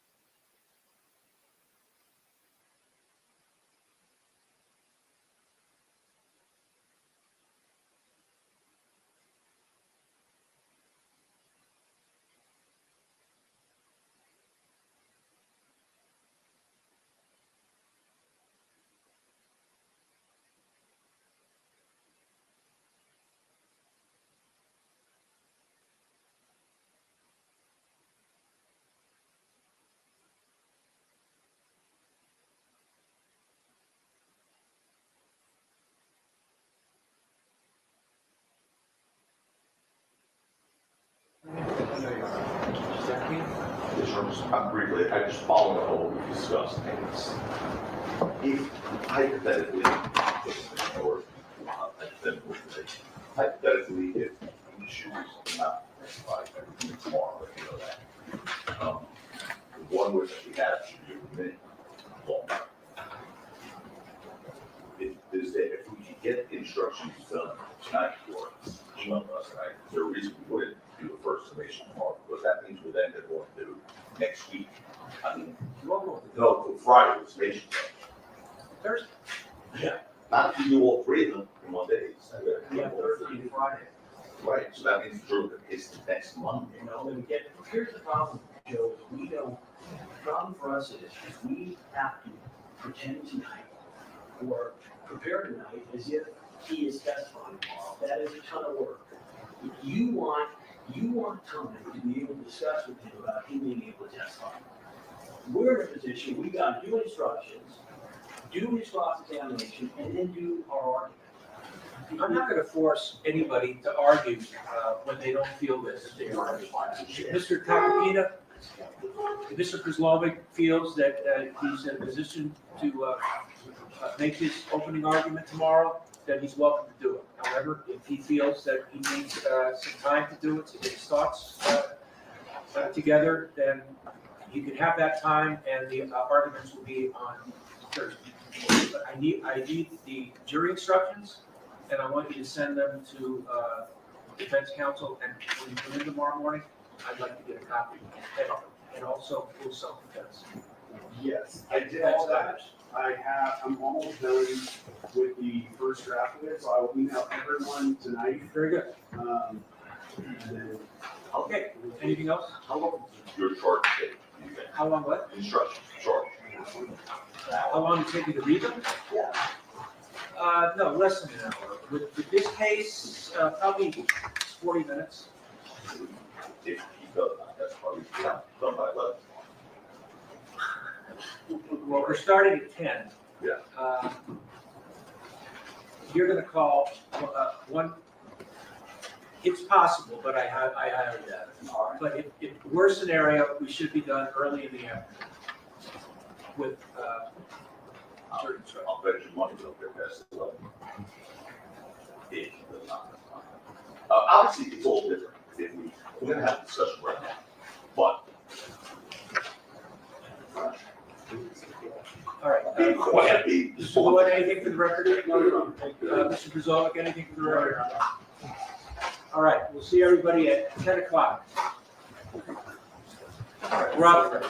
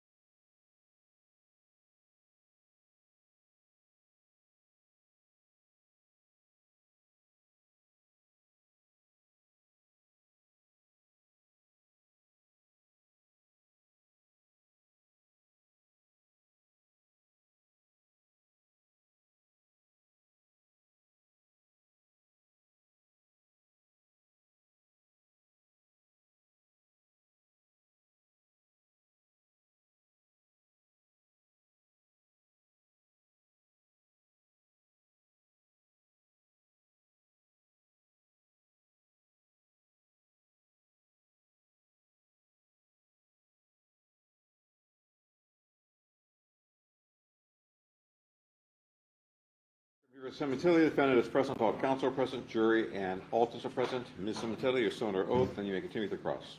Thank you, Your Honor. Good afternoon again, Ms. Cementilli. So earlier when we first spoke, I had asked you if you recalled in that recorded conversation you first had with Detective Parshall, whether you had, after informing Detective Parshall that Monica, from your perspective, was a loving wife, whether Detective Parshall then shared with you his very strong opinions about the case, that he couldn't share evidence with you, any evidence with you, but that he wanted you to know there was no doubt in his mind that Monica knew what was going on. And you said, I think in response, I don't recall that, and I asked you if looking at the transcript would refresh your recollection. Yes? Yes. Okay.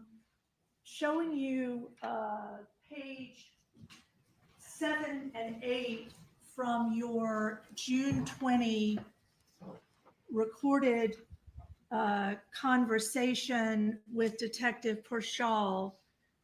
Could you read that and see if it refreshes your recollection, starting at this looks like 31? On to the next page. May I, Your Honor?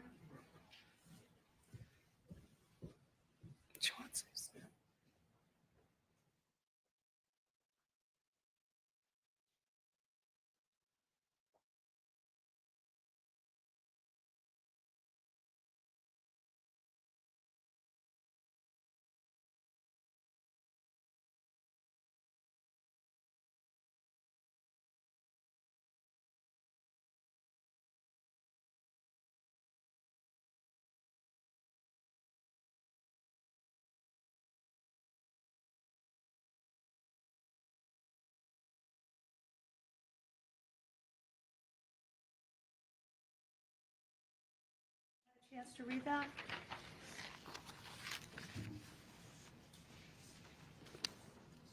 Yes. Okay. And am I correct? Am I correct that you tell Detective Parshall that, I'm sorry, Your Honor, I know you want us to wait, but what foundation? I don't know. If it's for refreshing recollection, Did that refresh your she doesn't get recollection? to tell her what it says. I understand. Did that refresh your recollection, looking at that from the transcript? It was just one line. You told me to read line 31, right? No. Starting at line 31, I said, and to the next page. How much of next page? The first two paragraphs. Okay. Sorry.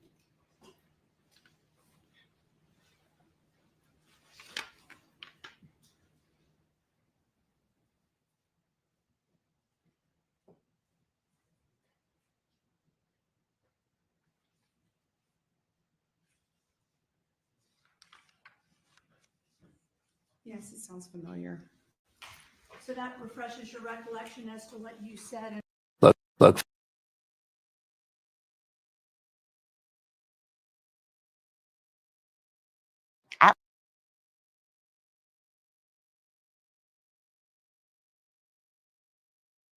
Detective Parshall, that Monica was a loving wife, correct? I'll allow this. At one point I did, yes. And he told you very specifically, yeah, there's no doubt in my mind. There's no doubt in my mind that she knew what was going on, that she participated in this. He told you that, correct? Yes. And that, of course, had an impact on you, did it? Yes. Ms. Cementilli, you testified earlier to the prosecution counsel's questions. You said something about Monica not asking you not to call the police. Do you recall that? Yes, Well, when she talked to you about that, she made clear to you that was because Detective Parshall had asked her not to have family members calling and leaving messages. Is that true? I don't know about that. You don't recall that? That Parshall told her that? No, I don't know No, that. that she told you that. No, she didn't tell it me like that. And am I correct that when you had this conversation, it was May of 2017? I don't remember the date. Okay. Would it be fair to say sometime after Easter? Again, I don't remember the date. Okay. It might have been even earlier than that because we all wanted answers. Okay. But you had never once tried to call Detective Parshall before that conversation, correct? I was reprimanded that my son did. Okay. But before the conversation where you say you were reprimanded because your son did, you had never, since the date that Fabio had been killed, tried to call law enforcement, specifically the LAPD, correct? No, no.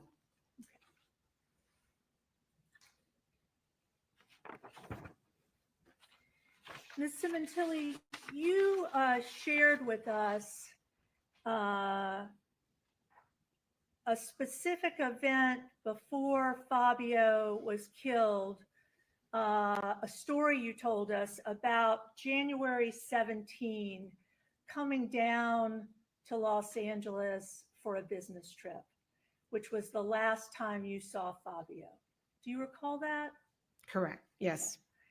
And you went into quite a bit of detail about that experience for you was something unusual that occurred with Fabio and Monica the last time you saw them before Fabio was killed. Correct. You testified that you were bringing this hairdresser, Anthony Quinteri, who had worked with you and Fabio for a very short time, I think you said? Correct. And that the two of you had a business proposal. We wanted to run something by him, correct? Yes. And that you told us that right before you all were supposed to get there, Fabio had called you and tried to cancel. Yes. And he told you it was not a good day. Yes. And you told him you were on your way and you were coming anyway. Yes. Okay. And then you said when you got there, things were unusual, correct? Yes. Okay. And you said they were unusual for two different reasons, correct? You said, the first thing you said was that there was no dinner ever served by Monica. No, I didn't say that. So there was no welcome, no spread. She eventually did throw something together, but that's not the usual self, the usual welcome that I usually get. That's what I meant. So when you testified, there was no dinner served. No, there was no spread. There wasn't your usual welcome. Okay, so there was dinner served. At some point, she did get some food ready, but it's not the usual. Okay, but it would be defined as dinner. It was food, dinner time. Okay, and you said, so what was unusual on that first reason was she served dinner, but it wasn't the usual production or spread, correct? Correct. Okay. And then you said there was a second reason, correct?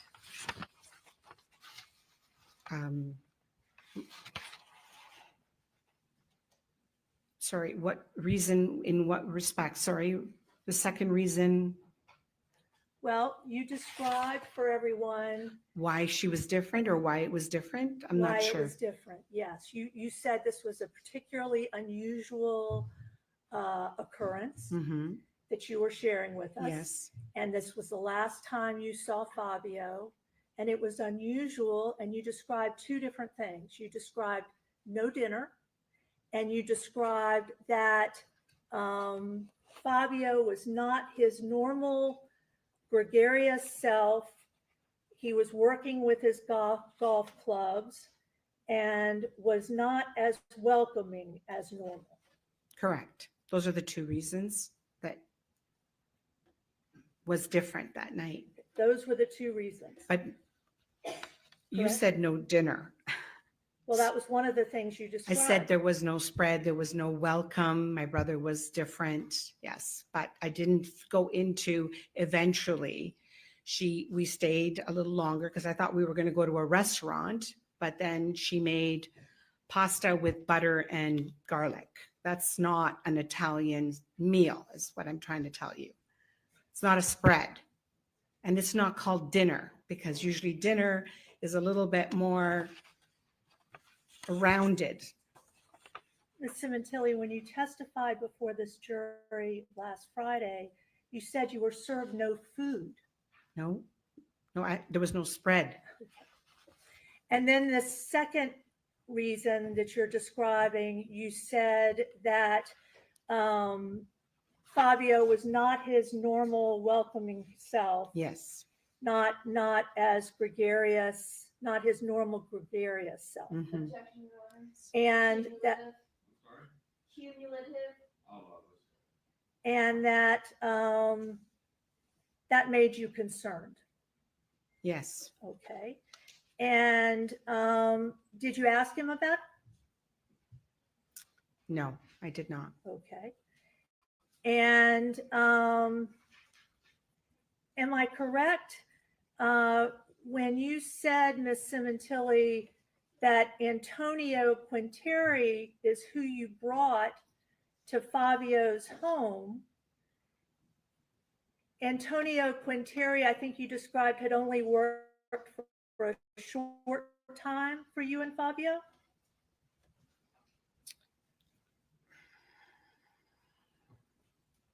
Four years, 3.5 to 4 years.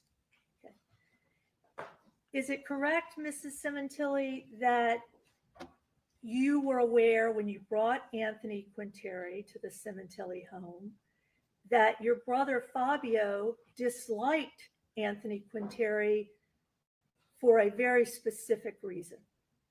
Not at that time. You weren't aware of that? No. So you weren't aware that when Anthony Quinteri worked for you and Fabio, when he left, he took a number of your salon's clients, which upset Fabio greatly? Yes, but that had passed because Fabio was vice president of P&G here in LA and Antonio was an account holder. And in fact, a few times I asked Fabio how he's getting along with Antonio, and he says, Morella, let that just be behind us now. And so there was no disgruntled anymore. It was fine. Our relationship was fine with Antonio. And that was the incident that you said was unusual that you saw with Fabio and Monica prior to his death, correct? I'm not sure what incident you're talking about. This unusual occurrence you say happened at Fabio and Monica's home. Unusual. Is this including Antonio Quinteri? I'm not sure. Yes. No. You use the word unusual. My brother was unusual. It wasn't his normal self. Okay.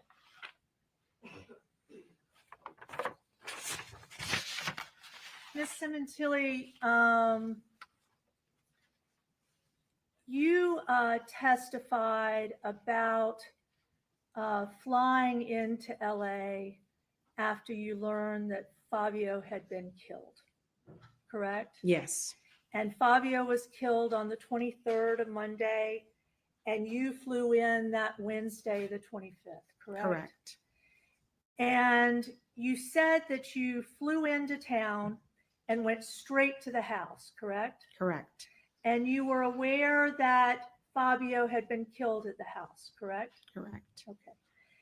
And you said to us that you were very, very concerned about the safety of Monica and the girls being at the house. Is that true? Yes.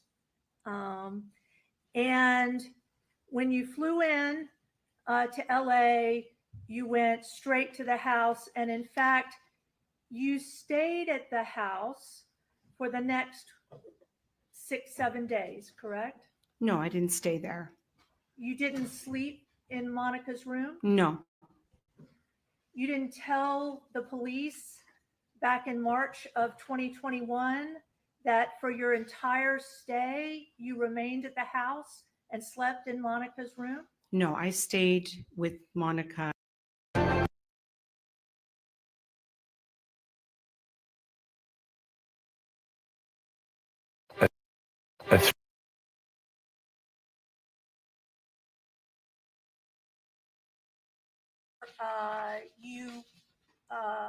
You organized a viewing at the funeral home, and then you were there receiving about 80 people at the house. Do you Yes. recall that? Yes. And you told the police that you had stayed with Monica that entire stay. You stayed in her bedroom.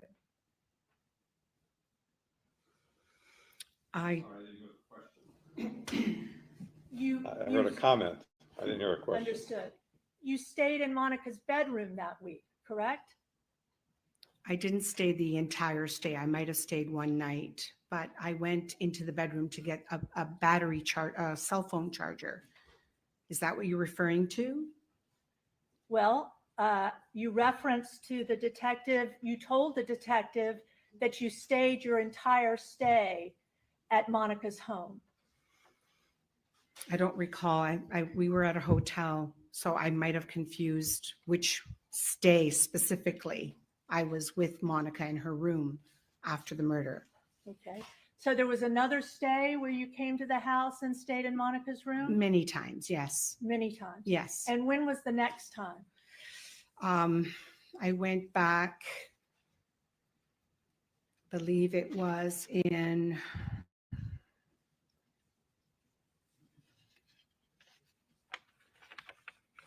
end of February, then again in I think in March, and again in May, a few times after that. Okay. And those times you stayed at the house, but not believe this so. time? No, we were in a hotel with my mom and my sister, I'm pretty sure. So I might have.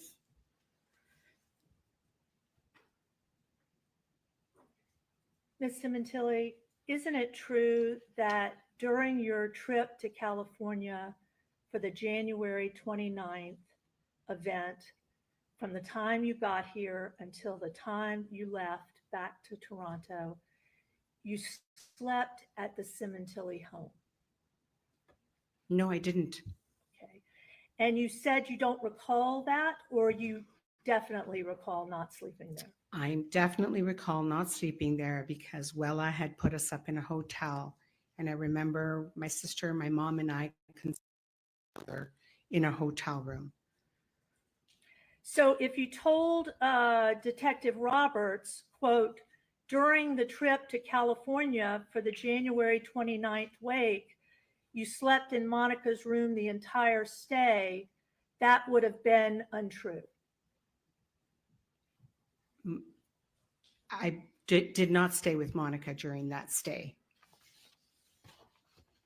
So that statement to the detective would have been untrue?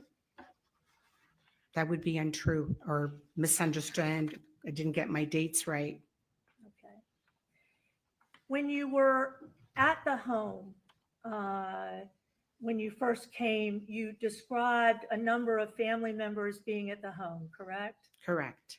And there were you there during the day that week you flew in on Wednesday? Yes. Okay. Were you there every day? Most of the days. Okay. At the home? Yes. Where Fabio had been killed? Yes. Okay.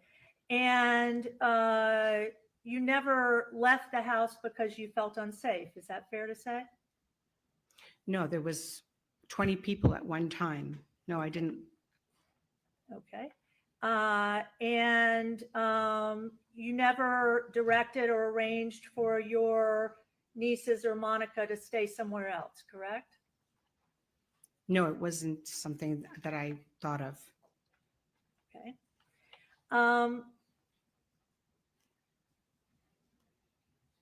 You clearly understood at that time did you watch news reports of the events with Fabio?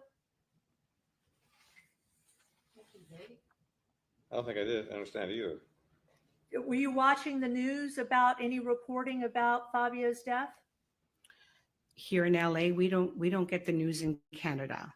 But Here when in I was LA. here, I came to the pre-trials and sometimes I would watch the news. Okay, I apologize for not being clear. I mean that first week after he was killed, when you were at the Cementilli home with 20 people. Yes, we did watch the news at the house. Okay.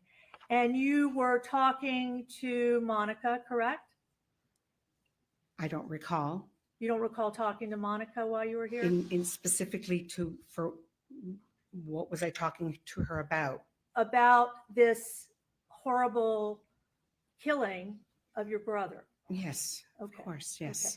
Okay. And your understanding, am I correct, was that the operating theory, the police at that time believed this was some kind of burglary gone wrong? This witness's understanding, it's overruled. Yes. That was your understanding? Yes. And you also understood that the police had reassured Monica and the girls that burglars usually don't come back? That does. Thank you. Prosecution counsel asked you last Friday, Ms. Cementilli, did Monica ever say anything to you about whether or not she wanted to move and get out of that house? And you answered no in your testimony. Is that correct?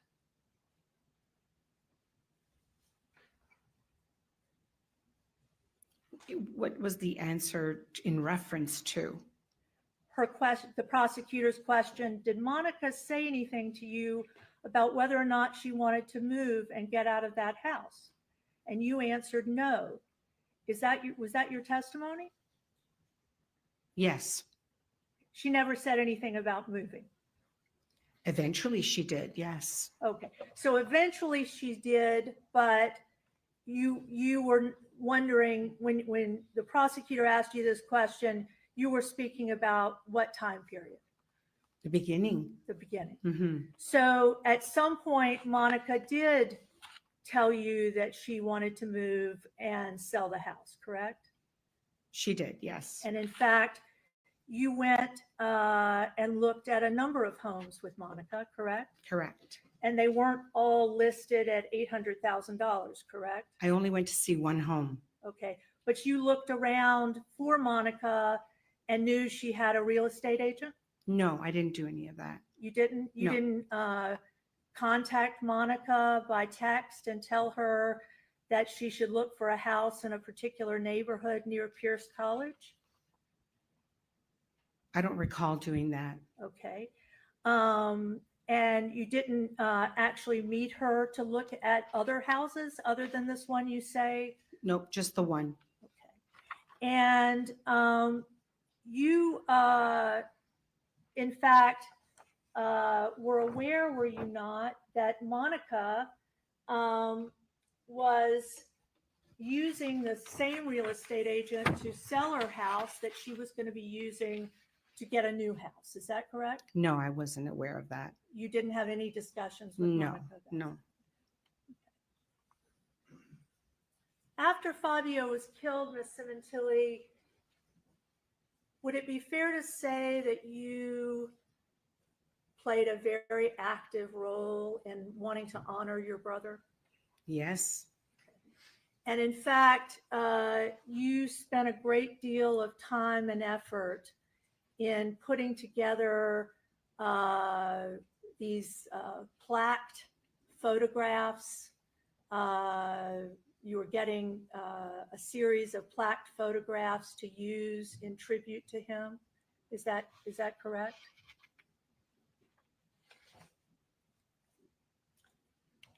Yes, You you actually sent Monica a couple of posters that you had made of Fabio, blown up photographs of Fabio for her to be able to use as part of tributes to him, correct?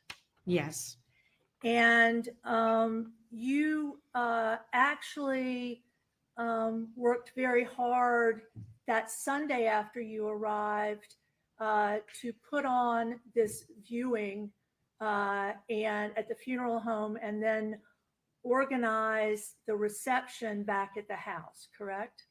that wasn't me. You didn't communicate with Wella about that? No, Okay. Who did you see communicating with Wella about that? What's his name? I don't recall. Do you know, There's nothing to strike. Miss Cementilli, how that event was organized? No, Did you attend that event? yes, And I think you described earlier that there were about 80 people there, yes, and most of the people there were gathered outside by the pool, correct. and there was food set up outside. Yes, And were people gathered around where Fabio had been killed? yes,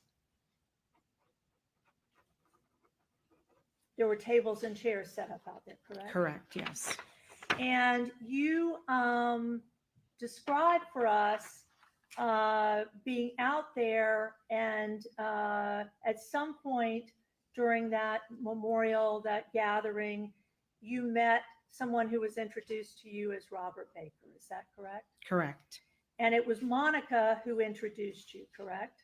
yes, And you had first seen them outside with a number of people gathered outside, correct? I had seen them together, Okay. sitting down, looking at each other. And then you, accompanied with Deborah Obad, you walked inside with Robert Baker and Monica, correct? Correct. And then you had not been introduced to him yet, No, correct? no, And then the four of you went into their living room, correct? correct, And you said Robert Baker sat down on an ottoman and you sat down right beside Monica on the couch, correct? correct, And that's the point at which you were introduced to Robert Baker. yes, And you testified that you, at some point, whispered into Monica's ear that people are watching. And what did you whisper? who is this guy? People are watching, and he probably should go. You said that as well. Well, What did you say in Italian? You said it was in Italian? yes, I said in Italian. What did you say in Italian? Who is this guy? Oh, sorry. You want the English translation, I take it, because we are not going to hear the Italian words. Mm-hmm. I'm English correct in that, translation. yes? English translation. Thank you. Thank you. I said, who is this guy? Everybody is watching. It's probably best he go, in Italian. And then Monica said to him, you should probably go. She introduced me to him. Uh-huh. And then after he gave me condolences, and then over to Deborah, and then back to Monica, and she said, it's probably better you go. And then he left. And then he got up. Okay. And when he left, you saw Monica's mother at some point say something to him as he was leaving. Correct. And did he respond at all? No, Okay. And your understanding about her saying that when you spoke to Deborah Obad was that his mom was worried that men like Baker would prey on Monica. Is that right? I didn't overhear any of that. Deborah Obad never had a conversation with you about why Mena, Monica's mom, said that to Baker? Objection, Your Honor, double hearsay. A moment. Let's sustain that. You didn't have any understanding about why Mena said that to Robert Baker, correct? Correct. And you never asked anybody about it. No. You just didn't think anything of it? Well, I did. I says, what's going on? And then she wasn't talking to me. She was not saying anything after that.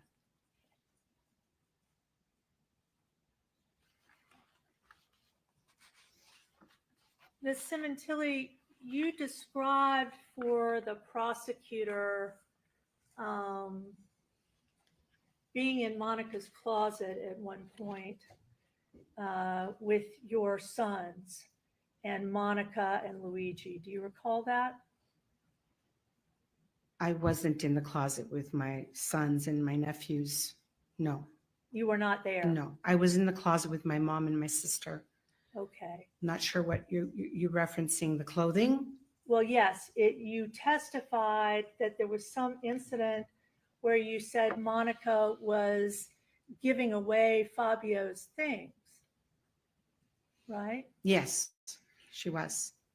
But as you testified, Luigi had requested a few of Fabio's things. Is Yes. that correct? Yes. And was that at the same time period where you were in the closet with Monica? No, You were never in the closet with Luigi. not at that time, no. But you were in the closet when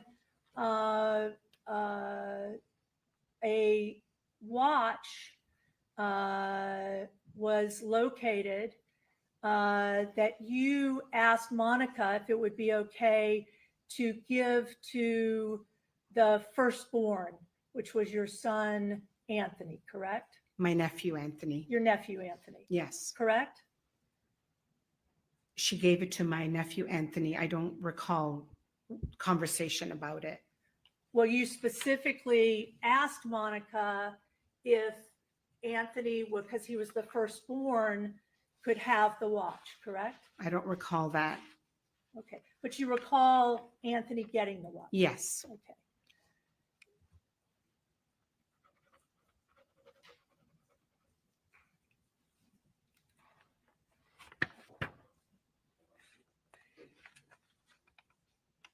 Ms. Simontilli,